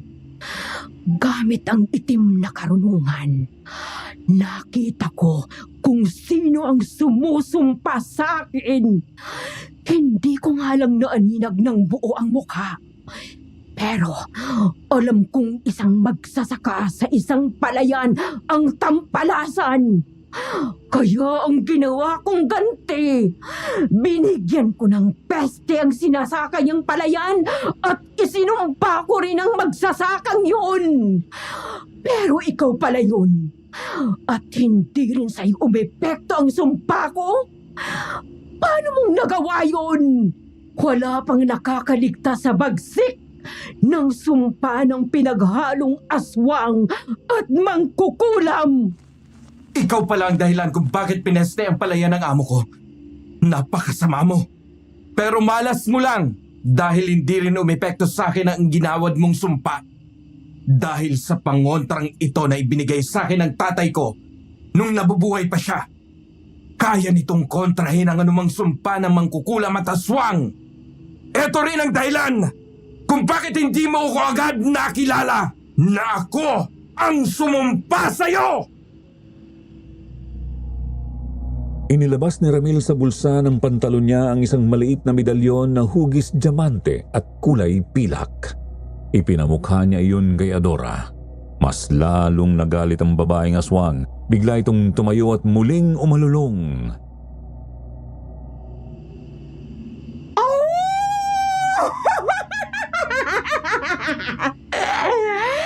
At para mabuo ang kwento, nang sinabi sa akin itong boba mong asawa na pineste ang palayan kung saan ka nagtrabaho, nagkaroon na kagad ng hinala na ikaw ang nagtangka sa buhay ko. Kaya nang inungkat niya sa akin na balak mong bilhin ang lupang sakahan na inalok sa'yo, ako mismo ang nagpautang sa kanya ng pera. Bilang ganti, hindi pera ang gusto kong kabayaran sa inutang ng asawa mo, kundi ang buhay niya at ng anak niyo. At ngayon na ang paniningil ko sa inyo. Ikaw muna ang uunahin ko at pagkatapos ko sa iyo, isusunod ko na ang mag-ina mo! Ano? Sa'yo nang utang si Rosie? Hindi. Hindi ako papayag na saktan mo ang mag-ina ko. Mamamatay na muna ako bago mangyari ang gusto mo! May kukunin pa sana sa bulsa niya si Ramil pero agad siyang dinambahan ni Adora. Pinagkakalmot ni Adora ng matatalas niyang kuko ang dibdib ni Ramil. Sinubukan ni Ramil na manlaban pero hindi siya makakilos dahil nakadagan sa kanya ang malaking katawan ni Adora na nasa anyong mabangis na hayop. Rosie! Kunin mo sa kusina yung kulay berdeng garapon. Bilisan mo! At ibuhos mo ang laman sa aswang na ito! Bilis! Natataranta akong nagpunta ng kusina at hinanap ang garapong sinasabi ni Ramil. Nakita ko na nakapatong yun sa istante. Agad kong kinuha ang garapon. Pagbalik ko sa sala nakita kong akmang sasakmalin na ni Adora sa leeg si Ramil. Kaya mabilis kong binuksan ang garapon at ibinuhos ang laman ito sa babaeng aswang. Maya-maya umalulong ang aswang na parang hirap na hirap. Nakita kong nasunog ang mukha niya at ang katawan niya. Umalis siya sa pagkakadagan kay Ramil at muling namilipit sa sobrang sakit. Habang nanghihina ang aswang may kinuha si Ramil sa dala niyang backpack. Isa yung patalim na punyal na gawa sa pilak at agad niyang itinarak yun sa dibdib ng aswang. Umalulong muli ang aswang na si Adora at pagkatapos ay nagkikisay na bumagsak sa sahig. Di nagtagal ay nawalan na ito ng buhay. Patakbo akong lumapit kay Ramil at mahigpit ko siyang niyakap. Rami, salamat. Akala ko mabibiktiman na niya kami ng anak natin. Huwag ka nang umiyak, mahal ko. Tapos na. Wala na ang aswang. Patawarin mo ako kung inilihim ko sa iyo ang totoo. Hindi ko sinabi sa iyo para proteksyonan kayo ng ating anak. Naisip ko na mabuting wala kang alam at walang nakakaalam na isa akong albularyo na kayang pumuksa ng aswang dahil posibleng malagay rin sa panganib ang buhay ninyo. Kapag nalaman ng mga aswang ang tungkol sa kakayahan ko, dahil ang katulad ko, ang mortal nilang kalaban na kailangang mawala sa kanilang landas. Wala kang kasalanan, Ramil. Kung hindi lang sana ako nagpauto kay Adora, hindi ito mangyayari.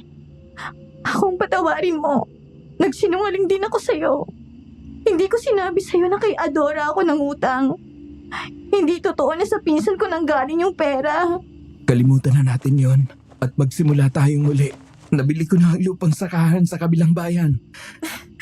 Bukas sa bukas din ay aalis na tayo rito. At doon na tayo titira. Pasalamat pa rin tayo sa aswang na yan. Dahil sa pera niya, nagkaroon tayo ng bagong kabuhayan. Nang gabi ring yun, sinunog namin ang bangkay ng aswang na si Adora. Sinabi sa akin ni Ramil na walang dapat na makaalam na napatay na namin ang aswang dahil baka may mga kasama pa ito at balikan kami. Pinuntahan din namin ni Ramil ang bahay ni Adora para tingnan kung ano pa ang pwede naming sirain doon. Nang pasuki namin ang kwarto ni Adora, nakakita kami ng mga garapon na may laman na iba't ibang uri ng halaman. Meron ding mga maliliit na manyika at ginagamit niya sa pangkukulam at isang librong itim na nang buklatin ni Ramil ay naglalaman ng mga dasal na hindi namin maintindihan. Binuksan din namin ang pintong nakakandado na napansin ko sa bahay ni Adora. Laking gulat namin dahil ang loob pala noon ay parang isang laboratorio. May mga makeup, lotion, lipstick at iba pang pampaganda na nakakalat doon at nakalagay sa mga kahon. Doon niya ginawa ang mga ibinebenta niyang pampaganda at hindi totoo na may supplier siya sa Maynila. Ang laki ang mga mata namin nang makita roon ang mga timba na may laman ng dugo. Yun na marahil ang sinasabi ni Adora na mga dugo ng biktima niya na inihahalo sa paggawa niya ng mga pampaganda. Ang ginawa namin ay kumuha kami ng gasolina at sinunog ang bahay ni Adora. Pagkatapos naming linisin ang lahat ng ebidensya, saka kami nag-report sa mga otoridad. Sinabi na lang namin na may nakita kaming tao na umaaligid sa bahay ni Adora at ito ang sumunog sa bahay. Sinigurado namin na walang ibang nakakita sa ginawa namin kaya walang sino man ang nagturo sa amin na kami ang may gawa ng sunog. Nang gumulong ang investigasyon, napatunayan na walang nakuhang bangkay sa loob ng bahay. Ibig sabihin, walang namatay o nasaktan ng masunog ang bahay ni Adora kaya walang dapat na managot at ang nangyari ay binasura na ang kaso. Naging palaisipan din sa mga kapitbahay namin kung saan nagpunta si Adora at bigla na lang itong umalis. Ang hindi nila alam, hindi na kailanman ito babalik. Hindi na ito makakapangbiktima pa. Kapag may mga taong nakapakinig ng kwentong ito na alam ang tungkol sa nangyaring sunog sa bahay noon ni Adora, alam nyo na kung ano ang totoong nangyari. Pasalamat na lang kayo dahil kundi dahil sa amin, hindi mapapatay ang aswang na si Adora. Sa ngayon, masaya kaming nagsasama ni Ramil kasama ang aming anak na si Adrian. Ikinasal din kami ni Ramil 1 taon mula nang mangyari ang karanasan naming iyon sa Bicol. Kami pa rin ang may-ari ng lupaing binili namin doon, ngunit ipinamahala na namin ang lupa sa mga trabahador namin. Nandito na kasi kami sa Davao.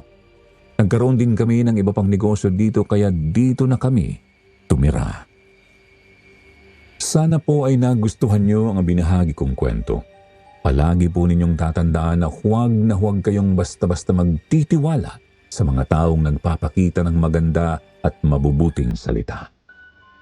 Madalas ang mga taong ganito ay may tinatagong madilim na lihim na maaaring magdala sa inyo sa kapahamakan.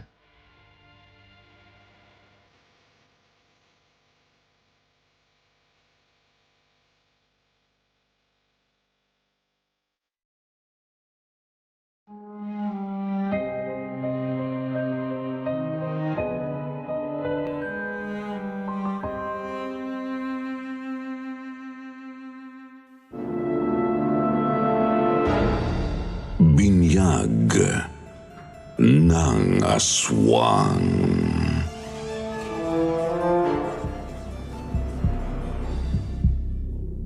Ang sabi nila, mapagpatawad daw ang Diyos.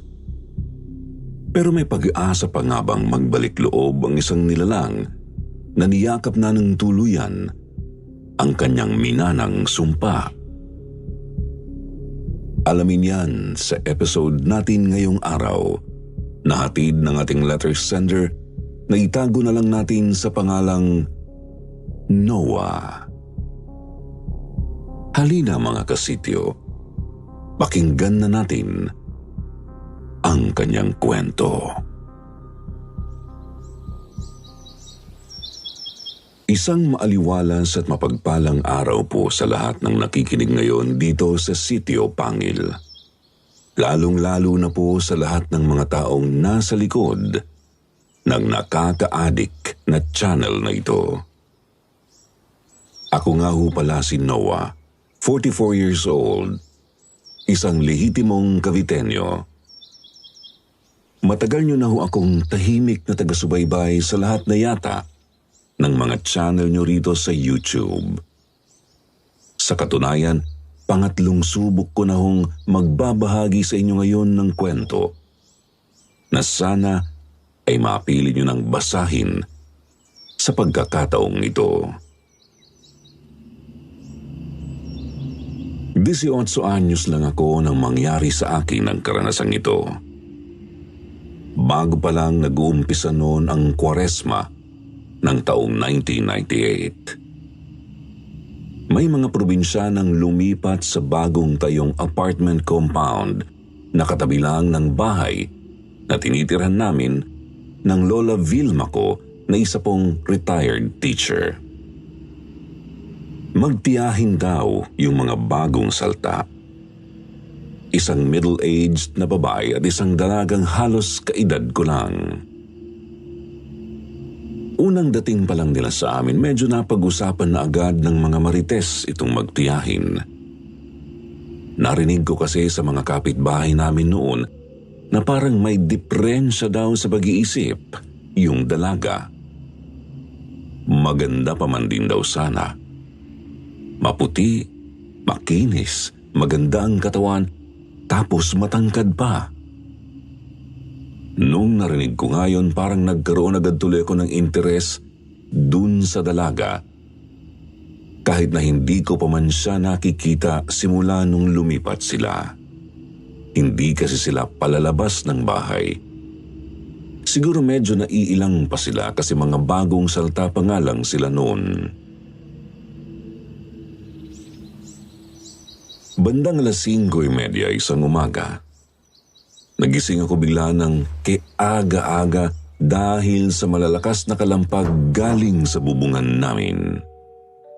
Para kasing may mabigat na bagay na nahulog doon. Doon pa mismo sa tapat ng higaan ko sa kwarto. Kitang-kita kong medyo nayupi yung yero kaya napabalikwas ako ng bangon noon. Sabay takbo sa bandang bintana ng kwarto ko para silipin kung ano bang ingay yun. Sumipat-sipat pa ako noon sa paligid pero wala naman akong nakitang tao sa labas. Bago pa lang kasing sumisikat ang araw noon kaya tahimik pa ang kalsada. Sa isip-isip ko, imposible naman ka kung pusa ang may gawa noon kasi ang lakas talaga ng pagkakabagsak eh. Isa pa, wala rin naman akong nakitang pusa noon. Hanggang sa maya-maya, bigla na lang may tumalon galing sa bubong namin, isang aso. Napakalaking aso ang nakita kong kumakaripas ng takbo papalayo. Halos lampas tao pa yata ang tangkad noon kapag tumayo. Tapos napakaitim pa. Mapagkakamalan mong anino kung hindi lang maliwaliwanag na nung oras na yun. Nanlaki nga ang mga mata ko noon, talagang pinangilabutan agad ako ng matindi. Paano naman kasing magkakaroon bigla ng aso sa bubungan namin, di ba? Paano aakyat yun doon? Mataas ang kisame ng bahay ni Lola. Dahil doon, hindi agad ako nakagalaw. Para akong napako sa kinatatayuan ko noon. Di ako makaalis sa pagkakasilip sa bintana kahit na natatakot talaga ako sa nakita ko. Hanggang sa biglang lumabas ng bahay si Lola Vilma. Yung pintuan kasi ng bahay namin natatanaw lang din sa bintana ng kwarto ko, kaya nakita niya akong nakasilip. Tinanong niya ako kung ano raw ba yung kumalampag na yun. Natapon daw yung iniinom niyang kape dahil sa gulat. Siyempre, nagsumbong agad ako noon kay Lola. Sinabi ko sa kanya yung nakita ko at kahit siya, biglang nagulat. Sabi pa ni Lola sa akin, malamang sa malamang daw, aswang yung nakita ko. Aswang lang naman daw ang nilalang sa mundo na madalas magpalit ng anyo bilang aso. Ayoko pang maniwala agad kay Lola noon. Sabi ko, paano naman biglang magkakaroon ng aswang? Wala namang ganun sa amin dati. Sinagot naman ako ni Lola na hindi raw imposibleng magkaaswang sa amin ngayon dahil bukod daw dun sa magtiyahing probinsyana, meron din daw bagong kasal na lumipat dun sa apartment compound sa tabi namin. Buntis daw yung babae. Dahil doon sa nangyaring yun, inutusan ako ni Lola Vilma na magalmusal na raw ako't maligo ng maaga. Isasama niya raw ako sa chapel ng barangay namin para daw mapabasbasan ako sa pari mamaya pagkatapos ng misa para hindi ako agad nakakakita o nilalapitan ng mga ganon. Taong simbahan po kasi yung lola ko noon eh. Isa po siya sa mga namamahala sa pag-aalaga ng chapel namin kaya malakas siya noon kay Father. Di na po ako tumanggi. Natakot din talaga kasi ako noon. Yun ang first time na nakakita ako ng ganoon kalaking aso o aswang. Tanghali na nang makauwi kami ni Lola sa bahay. Mga bandang 12:00 na yata yun. Kainitang tapat. Bumili na nga lang kami ng lutong ulam ni Lola noon sa karinderya kasi pareho na kaming gutom at walang lakas na magluto. Naghahain na ako noon sa mesa nang bigla na lang may kumatok sa pintuan namin. Ako ang nagbukas ng pintuan. Nabungaran ko ang isang may edad ng babae na agad namang bumati sa akin ng magandang tanghali bago niya itinanong kung nasa loob daw ba si Lola Vilma. Tumango naman ako tapos tinawag ko ang lola ko. Pagdungaw ni Lola sa pintuan, bumati ulit sa kanya yung babae. Nagpakilala na siya sa amin noon bilang Madel. Bagong lipat daw siya dun sa apartment na katabi namin. Siya pala yung tiyahin ng dalagang pinagchichismisan ng mga marites sa labas. Meron lang daw sana siyang gustong itanong. Tungkol daw pala sa kung paano magpa-schedule ng binyag dun sa chapel namin. May nakapagsabi raw kasi sa kanya na madalas si Lola Vilma sa simbahan, kaya naisipan niyang magtanong muna. Siyempre, sinabi naman ng lola ko ang detalye bago niya tinanong kung sino ba raw ang pabibinyagan nito. Itinuro naman ni Aling Madel yung medyo payat na dalaga sa labas ng bakod namin. Sabay sabing yun daw ang pamangkin niyang si Letty. Hindi niya totoong pangalan. Ito raw yung pabibinyagan niya sana kasi hindi pa raw ito napapabinyagan sa probinsya nila.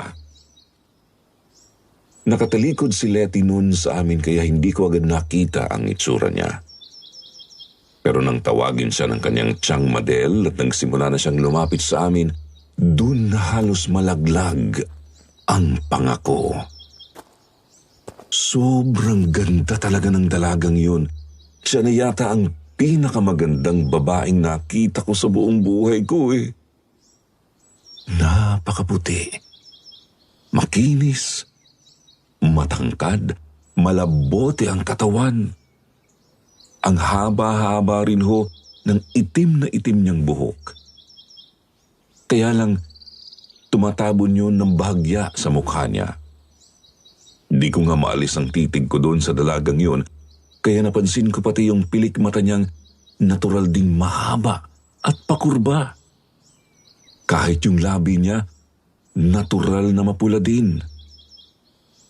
Di na ho kailangan ng lipstick, daig pa ang supermodel. Kung hindi pa nga ako siniko ni Lola noon, di ko pa mamamalayan na kanganga na pala ako. Natawa pa si Aling Madel sa akin kasi halatang halata raw na type ko yung pamangkin niya. Sobra din ang hiya ko noon, samantalang si Letty naman, tahimik lang sa gilid, nilalaro yung buhok niya. Umalis din agad yung magtiyahin sa amin pagkatapos mag-usap ni Lola at Aling Madel tungkol dun sa binyag. Pero buong maghapon akong mukhang tanga nun kaiisip kay Letty. Tulala ako. Para akong na-hypnotize. Ginabi na nga ako ng pagtambay dun sa terrace namin. Matanawan ko lang yung bahay ni Letty. Pasado 6:00 na ng gabi nung medyo maramdaman kong pinapapak na ako ng lamok sa labas. Tinawag na rin ako ni Lola noon kasi kakain na raw kami ng hapunan, kaya tumayo na ako at papasok na sana ng bahay. Kaya lang ay nakita kong biglang bumukas yung pintuan ni Letty. Lumabas din siya sa wakas. Pagtapos umupo siya dun sa bangko sa tapat ng pintuan nila. Nakaharap siya sa akin, kaya nahuli niya akong nakatingin. Akala ko nga iiwas siya pero bigla niya akong kinawayan. Kaya natuwa naman ako. Gusto ko pa sanang makipagngitian sa kanya nun sa labas, kaya lang malalagot na ang litid ni Lola Vilma kakatawag sa akin, kaya napilitan akong pumasok na ng bahay at sabayan siyang kumain. Habang naghahapunan kami ni Lola ng gabing yun, bigla na lang humangin ng malakas. Kasabay noon, nakarinig kami ng tunog na parang pinapagpag na banig. Tunog pagaspas. Nagkatinginan pa kami ni Lola, Sir Jupiter. Tapos sabay din kaming nakalanghap ng mabaho. Matinding amoy na parang may nabubulok. Amoy na aagnas na bangkay. Pareho kaming di nakakilos agad ni Lola noon. Nakiramdam muna kami saglit sa paligid. Ako nga di ko alam kung maiihiba ako sa salwal o matatay ako dahil sa takot. Nararamdaman ko kasi talaga noon na parang may nagmamasid sa amin ni Lola. Kanina pa kasi niya pinapasara sa akin yung mga bintana ng bahay namin, pero hindi ako sumunod sa kanya kasi sipat ko kanina kay Letty. Maya-maya pagkatapos ng mga ilang minuto rin siguro yun, bigla na lang akong kinalabit ni Lola, sabay sabing wala na raw sa paligid namin yung aswang. Di na raw niya nararamdaman Nawala na rin yung umaalingasaw na mabahong amoy kanina. Bigla akong inutusan ni Lola, sabi niya kumuha raw ako ng asin at magdikdik daw ako ng bawang. Sumunod agad ako, nanginginig pa. Ipinaglalagay ko yung dinikdik kong bawang sa bawat sulok ng mga bintana namin pagkatapos kong sabuyan yun ng asin. Si Lola naman, Sir Jupiter, biglang nagsimulang magsambit ng Bible verses habang hawak-hawak yung rosaryo niya. Habang aligaga kami ni Lola sa ginagawa namin, narinig ko naman si Aling Madel noon na tinatawag ang pamangkin niya.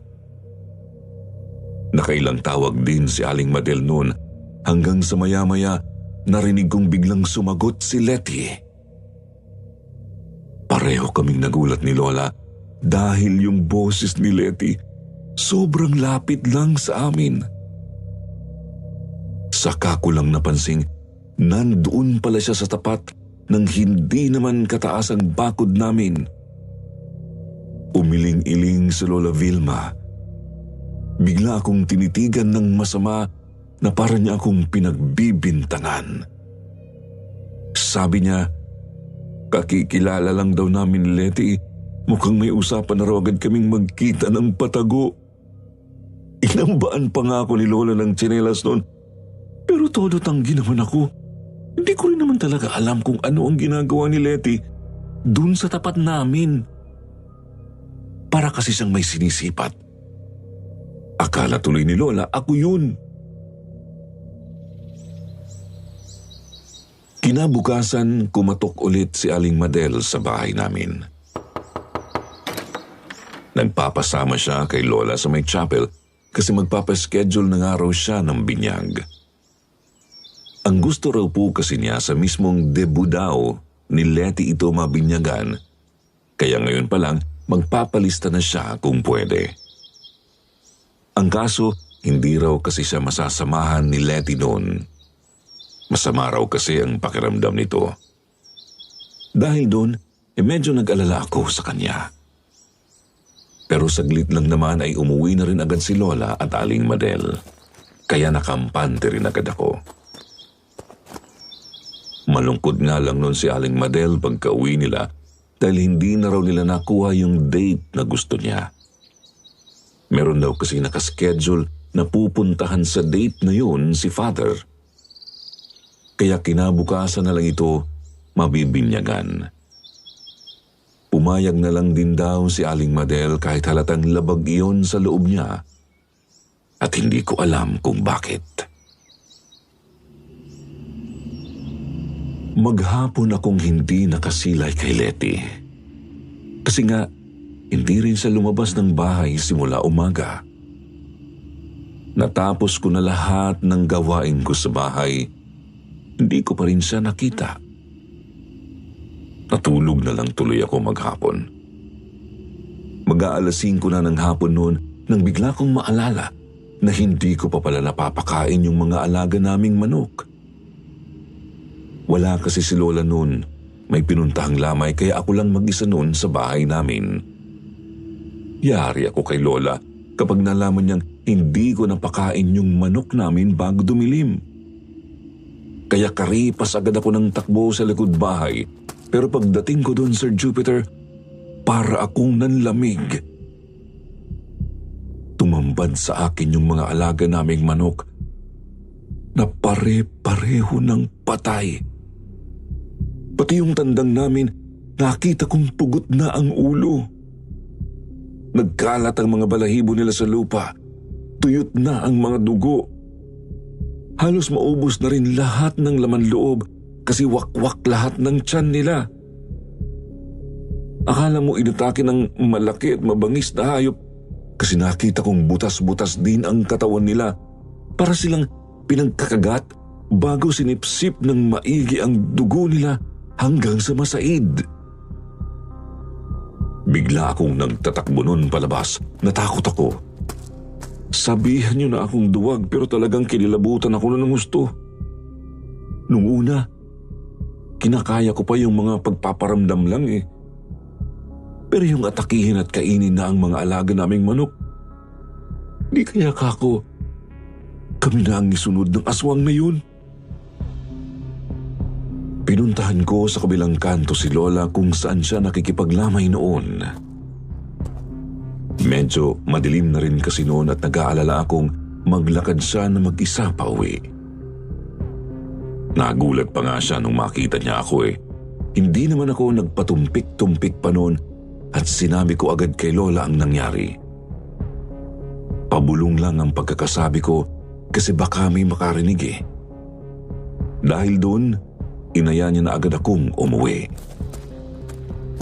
Nakasalubong pa nga namin si Aling Madel kasama si Letty na kumaway pa sa akin at ang tamis-tamis ng ngiti. Gusto ko sana siyang ngitian pabalik kaya lang wala ako sa wisyo nun. Hindi pa rin kasi talaga nawawala sa sistema ko ang takot ng mga sandaling yun. Hindi po nakaligtas sa paningin ko noon ang biglang pagsimangot ng mukha ni Letty. Parang hindi niya nagustuhan ng hindi ko pagbati sa kanya pabalik. Pero hindi talaga doon ang focus ng isip ko noon kundi nasa aswang na umatake sa mga alaga naming manok.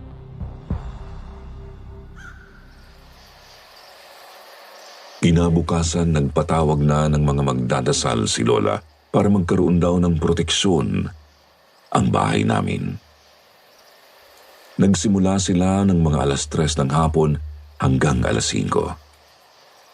Pero hindi pa naman umuwi kaagad yung mga kumare ng lola ko at nagkwentuhan pa sila sa bahay tungkol sa aswang nga na ilang araw nang nagpapakita at nagpaparamdam sa amin ng lola ko. Isa sa mga kumare ni lola ang nag-react at nagsabi sa amin na kung ganun daw kadalas bumisita ang aswang, malamang daw sa malamang, malapit lang ito sa amin. Nasa terrace lang ako noon, kaya dinig na dinig ko ang usapan nila at hindi ko mapigilang pangilabutan na naman dahil doon. Mga bandang 5:30 nang maisipan kong magpunta muna sa court ng barangay namin para mag-basketball. Nadaanan ko yung apartment compound kung saan nakatigil sina Letty. Nakita ko naman ang dalaga na nakatambay din doon sa terrace nila.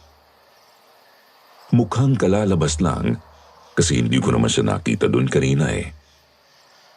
Nakatingin siya sa akin noon pero hindi siya nakangiti.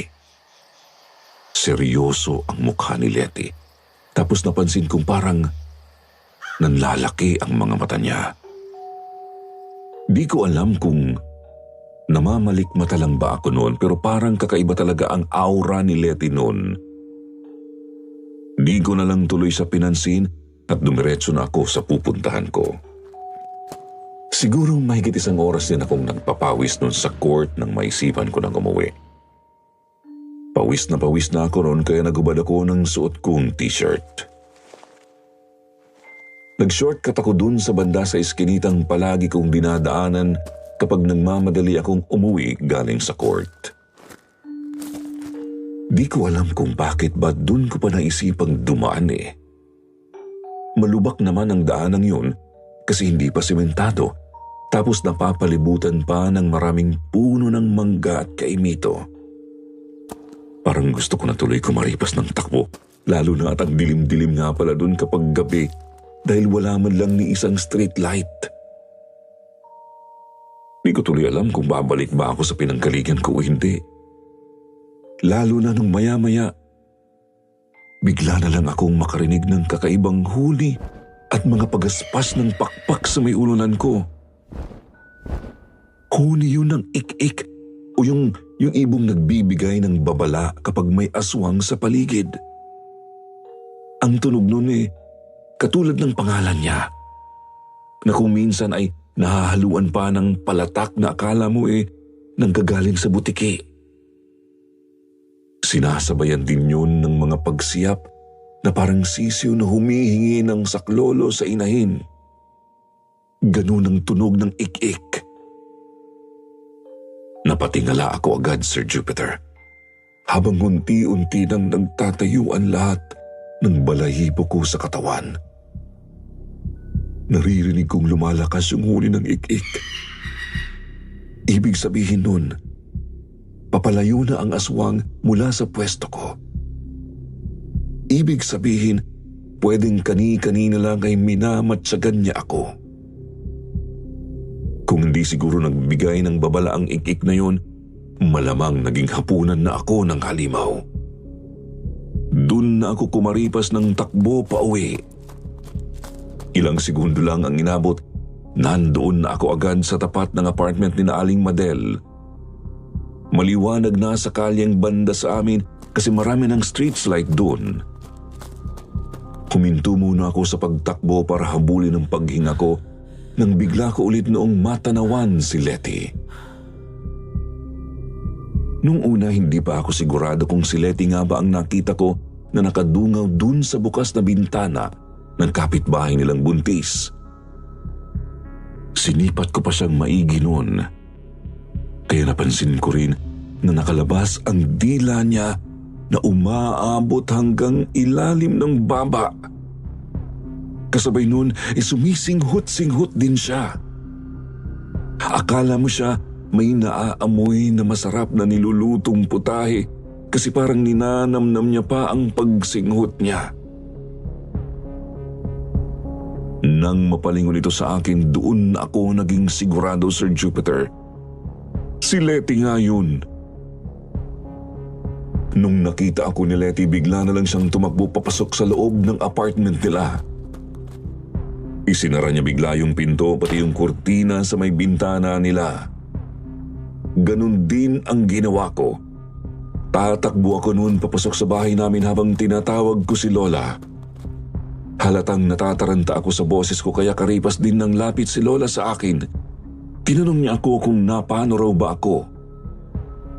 Nauutal ko namang ikinuwento ang nakita ko simula pa kanina nung pagkagaling ko sa basketball court. Ikinuwento ko rin sa kanya yung nakita kong ginagawa ni Letty. Matagal po bago sumagot noon ang lola ko. Hanggang sa maya-maya, narinig ko siyang nagsambit ng mga katagang. Diyos ko, huwag naman sana. Habang umiiling-iling siya at nagsa-sign of the cross. Hindi na ako nagtanong pa noon kung ano ba ang nasa isip ni Lola. May ideya na ako eh. Sa tingin ko halos pareho kami ng iniisip ni Lola ng gabing yun. Binilinan niya pa nga ako na huwag na lang daw akong magkikwento sa iba tungkol doon. Mahirap na raw at baka lalo kaming mapag-initan ng aswang. Mahirap daw kaaway ang aswang, Sir Jupiter. Mapagtanim daw ng galit ang mga ito. Mahilig daw silang maghiganti at kapag ginalit mo raw ang isa sa kanila, dinadala yun ng buo nilang angkan kahit ilang taon pa raw ho ang lumipas. Sobrang na-turn off talaga ako noon kay Letty. Kahit na hindi pa naman ako sigurado kung tama ba ang hinala namin ni Lola tungkol sa kanya. Lahat ng nararamdaman kong panghanga at interes noon sa dalaga, bigla na lang nalusaw. Pagkatapos, napalitan pa yun ng takot at pandidiri. Sabi ko nga sa sarili ko noon, buti na lang at hindi ko agad siya pinormahan. Isipin ko pa lang na magkaka-girlfriend ako ng aswang.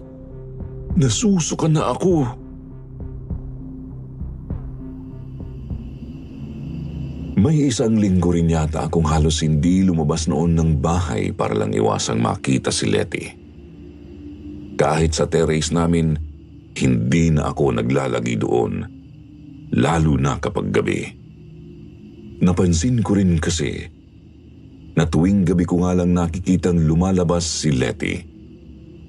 Kapag umaga naman, laging sarado ang bahay nila. Likas akong gala at lakwatsero nung kabataan ko. Kaya pagkatapos ng isang linggong yun nang hindi ko paglabas, naburyong din ako agad. Kaya nung inaya ako ng barkada ko na gumimik noon, sumama agad ako. Wala rin naman si Lola nung araw na yon dahil meron daw silang prayer meeting ng mga ka-church niya. Mag-o-overnight daw sila. Birthday naman nung isang barkada namin noon, kaya nagkayayaan kaming uminom. Napasarap ang inuman namin hanggang sa inabot na kami ng hating gabi bago kami natapos. Nagpahulas muna ako kaya mga bandang 1:00 na ng madaling araw nung nakapagpaalam akong uuwi na. Pinigilan pa ako ng barkada ko noon at sinabing doon na lang muna raw ako matulog sa kanila. Pero tumanggi ako. Gusto ko kasi abutan ako ni Lola sa bahay pag-uwi niya. Nung malapit na ako sa bahay namin, siguro mga 3 bahay na lang ang layo ko, kinakabahan na talaga ako. Wala na kasi halos katao-tao noon sa kalye. kasi madaling araw na nga. Tahimik na tahimik pa ang paligid. Halos mga huni lang ng kuliglig ang maririnig, pati ang pag-ihip ng hangin. Huminga muna ako ng malalim noon bago ako nakipag-usap sa sarili ko. Pagkabilang ko kako ng 3, kakaripas na ulit ako ng takbo. Ganun ang ginawa ko noon. Akala mo ako nakikipagkarera eh. Pero nang mapatapat na ako sa bandang Kinaleti, hindi ko pa rin naman napigilang mapahinto. Paanong hindi ako mapapahinto? Bigla pa naman akong nanigas. Nakita ko na naman kasi si Leti nasa labas pa ng bahay nila. Pero sa pagkakataong yun, Sir Jupiter, sigurado na akong hindi ako nagkakamali lang sa hinala ko. Si Leti ho kasi noon, nakasampa sa bubong ng kapitbahay nilang buntis. Nakadapa siya tapos nakita kong kinakaykay niya yung yerong sinasampahan niya gamit yung sarili niyang kuko. Dinig na dinig ko yung nakakangilong tunog noon pero hindi ako doon nangilo. Mas napangiwi pa ako nang bigla na lang humarap sa akin si Leti tapos nakita kong walang tigil ang pagtulo ng laway niya kasi nakanganga siya. Nakalabas pa yung pagkahaba-haba niyang dila. Mukhang dila ng ahas kasi may hati sa gitna. Yun siguro ang dahilan kaya mabilis lang makuha ng aswang ang mga sanggol sa loob ng tiyan ng buntis.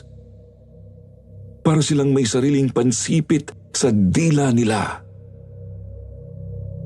Hindi ko alam kung dahil ba sa tama ng alak kaya parang bigla akong nagkalakas noon ng loob na sigawan si Leti.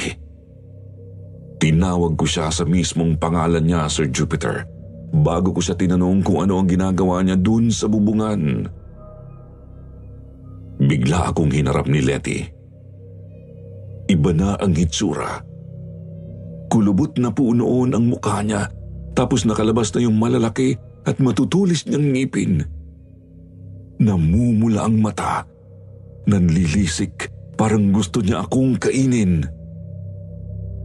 Pero biglang tumalon si Leti pababa dun sa bubong, Sir Jupiter.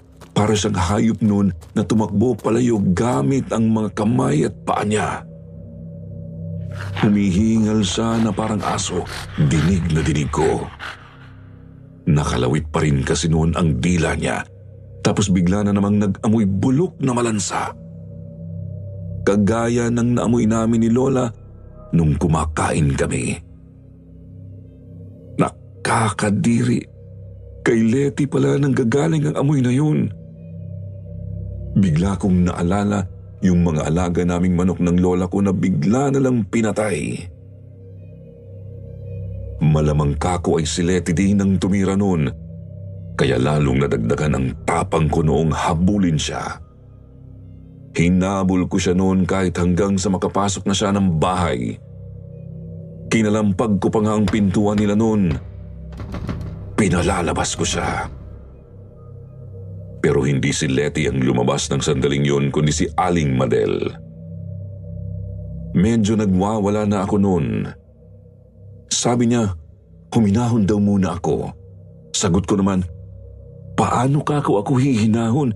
Nakita kong nagsaaswang ang pamangkin niya. Nang aaswang pa nga kako ng buntis eh. Di pa kako nakontento sa pagkain ng mga alaga naming manok ni Lola. Ngayon tao na ang gustong lapain. Bigla na lang pong umiyak sa harap ko noon si Aling Madel, Sir Jupiter. Sabi niya sa akin hindi naman daw ganun kasama ang pamangkin niya. Sorry siya ng sorry noon. Magkasaliko pa ang dalawang palad niya habang sinasabi sa akin na hayaan ko raw siyang magpaliwanag. Hindi agad ako sumagot. Pinag-iisipan ko pa kasi baka pinaglololo ko lang niya ako eh. Alerto ako noon sa paligid kasi baka bigla na lang akong dambahin ng pamangkin niyang aswang. Kaya lang biglang lumuhod si Aling Madel noon sa harapan ko. Basa na ang mukha niya sa luha. Nakikiusap siya sa akin na hinaan ko raw ang boses ko para walang makarinig sa amin. Medyo kumalma ako noon. Kasi naawa ako bigla kay Aling Madel. Hindi pa rin ako sumagot sa kanya. Pero pinakinggan ko yung mga sinasabi niya. Hindi naman daw talaga aswang si Letty. Sa totoo lang daw, nakakaawa raw ang pamangkin niyang ito. Nakakaawa raw ang kwento ni Letty, kaya pinakinggan ko siya. Uli lang lubos na pala si Letty. Maaga raw pong namatay ang mga magulang nito na nagtanan lang nung kabataan nila at lumayo sa kani-kaniya nilang pamilya. Kaya nga po walang ideya noon si Aling Madel kung saan niya hahagilapin ang pamangkin niya. Lalo na at nasa abroad siya noon. Dahil po doon itong si Letty ay lumaki sa pangangalaga ng isang malayong kamag-anak ng tatay niya. Isang matandang dalaga raw na ring kasama nito sa buhay sa loob ng ilang taon. Simula pa nung 7 years old siya. Malupit daw po ang matandang yun. Ginawa niyang alila si Letty. Uugod-ugod na raw po kasi ito pero hindi pa rin mamatay-matay dahil may itinatago pala itong isang madilim na sikreto. Aswang po itong matanda. At alam daw yun ng halos lahat ng mga kabarangay nito doon sa probinsya nila sa bandang Aklan. Ang totoo pala niyan, kaya pala pinagtiyagaan nitong buhayin si Letty sa loob ng ilang taon at tiniis na huwag itong kainin, ay dahil inaabangan niya pala itong mag-18. Una pa lang po pala ay binalak na talaga ng matandang yun na pagpasahan si Letty ng pagiging aswang niya. At nang sa wakas ay magawa ng magpahinga ng kanyang katawang, marami na rin namang iniindang sakit. Yun nga lang kailangan muna raw ni Letty na mag-18 para kayanin ng katawan nito ang ipapasa niyang sumpa. Pero hindi na po nito nahintay ang 18th birthday ni Letty. Isang gabi bilog daw po ang buwan noon. Nakarinig si Letty ng malalakas na alulong ng aso sa paligid. Kaya bigla siyang napabalikwas ng bangon. Doon daw po siya biglang tinawag ng lola niya at inayang lumapit siya. Nanlilisik daw ang mata ng matanda. Pulang-pula. Pero nagtataka raw si Letty noon kung bakit hindi pa ito nagbabago ng anyo. Hanggang sa bigla raw po siya nitong inutusang ngumanga. Ayaw daw pong sumunod ni Letty nung una, pero bigla na lang nitong pinisil ang pisngi niya gamit daw po ang matatalas nitong kuko. Pilit daw po siyang pinanganga ng matanda, Sir Jupiter, kaya walang nagawa si Letty kundi sumunod. Pagkatapos siya nitong pangangahin, inutusan naman siya nitong ilabas ang kanyang dila. Ngumisi raw po ang matanda nung sumunod agad si Letty. Hindi raw po ito nag-aksaya ng panahon at bigla raw po nitong inilabas mula sa loob ng katawan niya ang isang napakalaking gagambang itim. Yun daw po ang mutya ng aswang, Sir Jupiter. Bigla raw po yung tumalon mula sa bunganga ng matanda papunta sa dila ni Letty. Alam naman daw ni Letty na pwede niyang tanggihan yun dahil hindi naman yun pwedeng ipilit sa may-ari ng katawan. Pero nang makita niya raw pong nakangiti na sa wakas ang lola niya, wala na raw po siyang nagawa kundi ang yakapin na lang ang ipinasa nitong pamana. Niyakap ni Letty ang pagiging aswang ng lola niya dahil sa sobrang pagmamahal niya rito, kahit na sobrang naging malupit ito sa kanya. Matinding gutom at uhaw. Yun po ang unang naramdaman ni Letty nang tanggapin niya ang pagiging aswang. Pakiramdam daw niya kahit anong gawin niyang paglamo ng mga pagkain ng normal na tao ay hindi raw po napapawi ang kalam ng sikmura niya.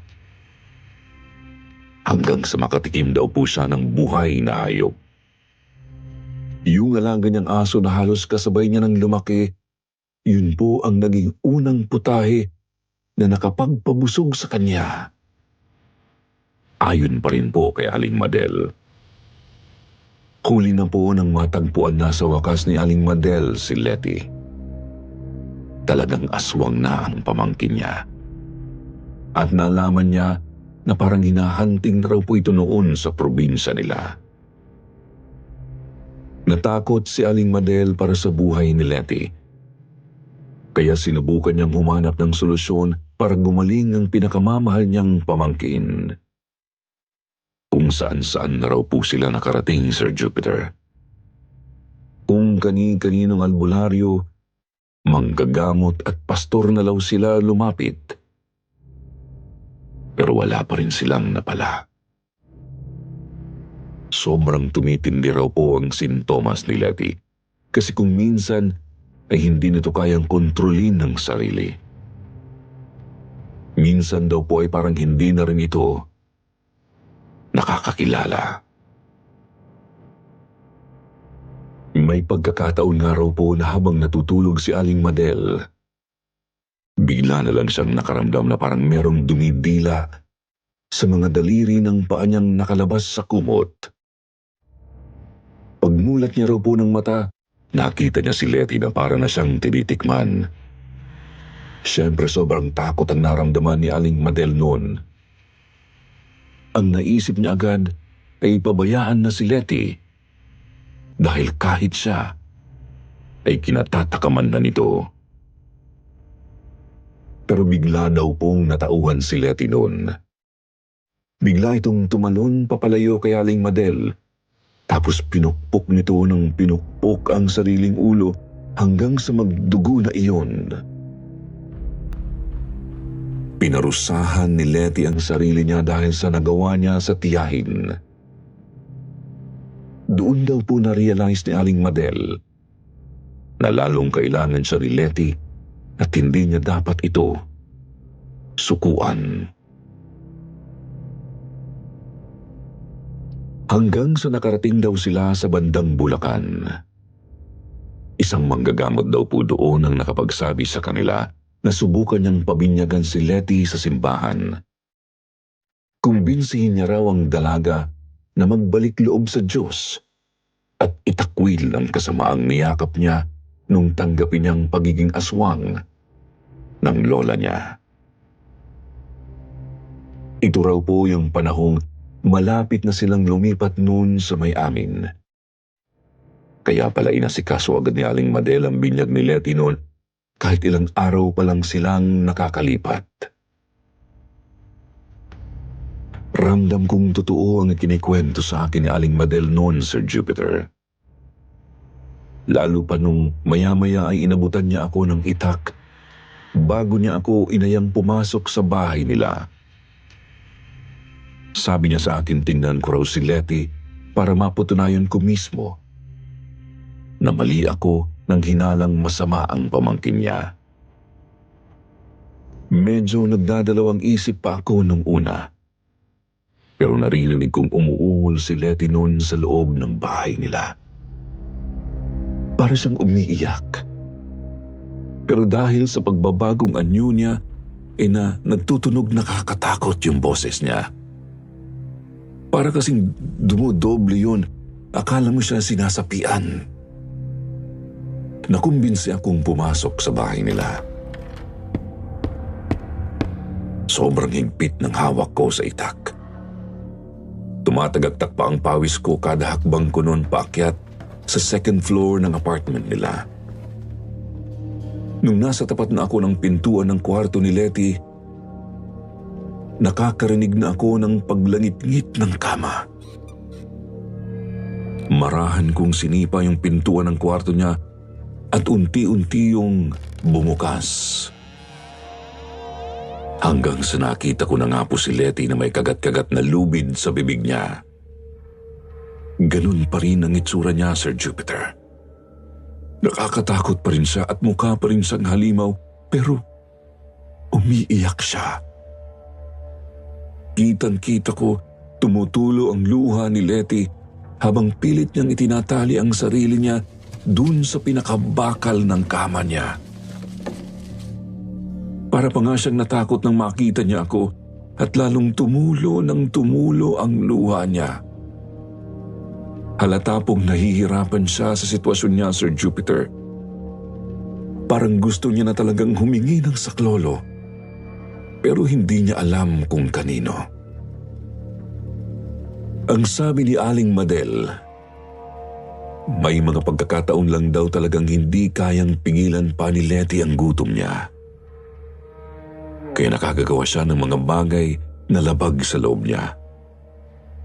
Pero mas madalas naman daw ay ginagawa nito ang lahat para lang hindi siya mapasunod ng matinding pagkalam ng sikmura niya. Si Letty nga raw po ang nakaisip na itali ang sarili niya sa kama tuwing sasapit ang gabi kapag nakakaramdam siya ng gutom. Dito na ako sobrang nahimasmasan. Parang biglang nawala ang tama ng alak sa sistema ko. Nakaramdam na ulit ako ng matinding takot, pero hindi na para sa akin kundi para na kay Letty. Alam ko takot na takot siya sa nangyayari sa kanya. Bigla na lang akong naawa ng sobra sa kanya noon, Sir Jupiter. Gusto ko pang maiyak sa harapan nila Aling Madel. Buti na lang napigilan ko. Doon ko lang din naisip na parang ang tanga ko sa parteng pumayag akong pumasok sa loob ng bahay nila. Paano pala kung nagsisinungaling sa akin si Aling Madel at ipinaing lang ako para may maipanglamang tiyan ang pamangkin niya? Kahit tuloy naaawa ako kay Letty at Aling Madel noon, hindi pa rin nawawala ang kilabot ko. Nagpanggap na lang akong matapang pero nangako ako kay Aling Madel na wala akong pagsasabihan ng mga nalaman ko. Basta ba hindi na uulitin pa ni Letty yung ginawa niyang pang-aaswang sa buntis kanina. Pagkatapos noon, nagpaalam na akong uuwi. Iniwan ko sila sa bahay nila kasi hindi ko na kayang tumagal pa doon. Halos hindi na rin ako nakatulog noon sa kaiisip sa mga nalaman ko. Magdamag akong mulat at nakikiramdam lang sa paligid. Wala naman ang mga kakaibang nangyari hanggang sa lumiwanag na sa labas at dumating na si Lola. Sinabi ko po sa kanya ang lahat, Sir Jupiter. Nakaramdam din po ng awa si Lola kay Letty, pero sinabi niya sa akin na mas maganda raw kung hindi na ako makikialam pa sa buhay ng magtiyahin. Wala rin naman daw po akong magagawa. Akala po yata ni Lola ay hindi ko alam na kinausap niya ang parish priest namin para i-reschedule ng mas maaga noon ang binyag ni Letty.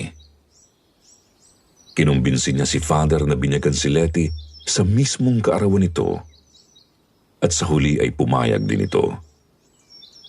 Tuwang-tuwa pa nga ang lola ko noon Hindi niya alam. Nandoon din ako noon sa simbahan at nakikinig sa usapan nila ni Father. Ipinagdadasal ko kasi noon si Letty kahit na hindi naman talaga ako palasimbang tao. Sobrang naawa lang din kasi talaga ako sa kalagayan niya. Sa totoo lang, hindi ko akalaing darating ang araw na maaawa ako sa isang aswang. Pero dun ko talaga pinakanaintindihan ang ibig sabihin ng laging pangaral sa akin ni Lola na kailangan mo munang marinig ang kwento ng iba bago mo sila husgahan.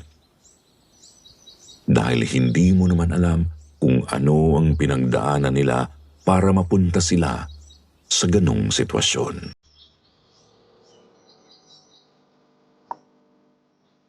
Sir Jupiter, ayoko pa sana kayong bitinin. Pero sa totoo lang po, pagkatapos ng araw na sa wakas ay nabinyagan si Letty sa simbahan, simula nun, wala na po akong naging balita sa kanilang magtiyahin. Nag-alsabalutan daw po sila agad pag-uwi nila, sabi sa akin ni Lola. Pagkatapos, hindi na sila nagpaalam pa sa kahit na sino kung saan sila pupunta. Hindi ko po alam kung ano na ang nangyari pagkatapos noon. Kung naging effective ba ang pagpapabinyag ni Letty? Natanggal ba ang pagiging aswang niya? Gumaling ba siya o hindi? Hanggang ngayon tuloy, tinatanong ko ito sa sarili ko. Gusto kong umasa na oo, gumaling si Letty at sana ay namuhay siya ng normal pagkatapos noon. Pero mahirap namang manghula. Kayo po ba mga kasityo? Ano sa tingin niyo? Sana po ay nagustuhan niyo itong kwentong ito na mahirap mang paniwalaan ay totoo pong nangyari sa akin noong kabataan ko. Maraming salamat po sa Team Sitio Pangil sa pagkakapili niyo ng kwentong ito. Naway marami pa ho kayong kwentong maibahagi sa amin, lalo na sa mga katulad kong naging masugid na pong taga-subaybay ng inyong mga channel. Sana po mapakinggan ko ito soon, Sir Jupiter. God bless at more power po sa inyong lahat.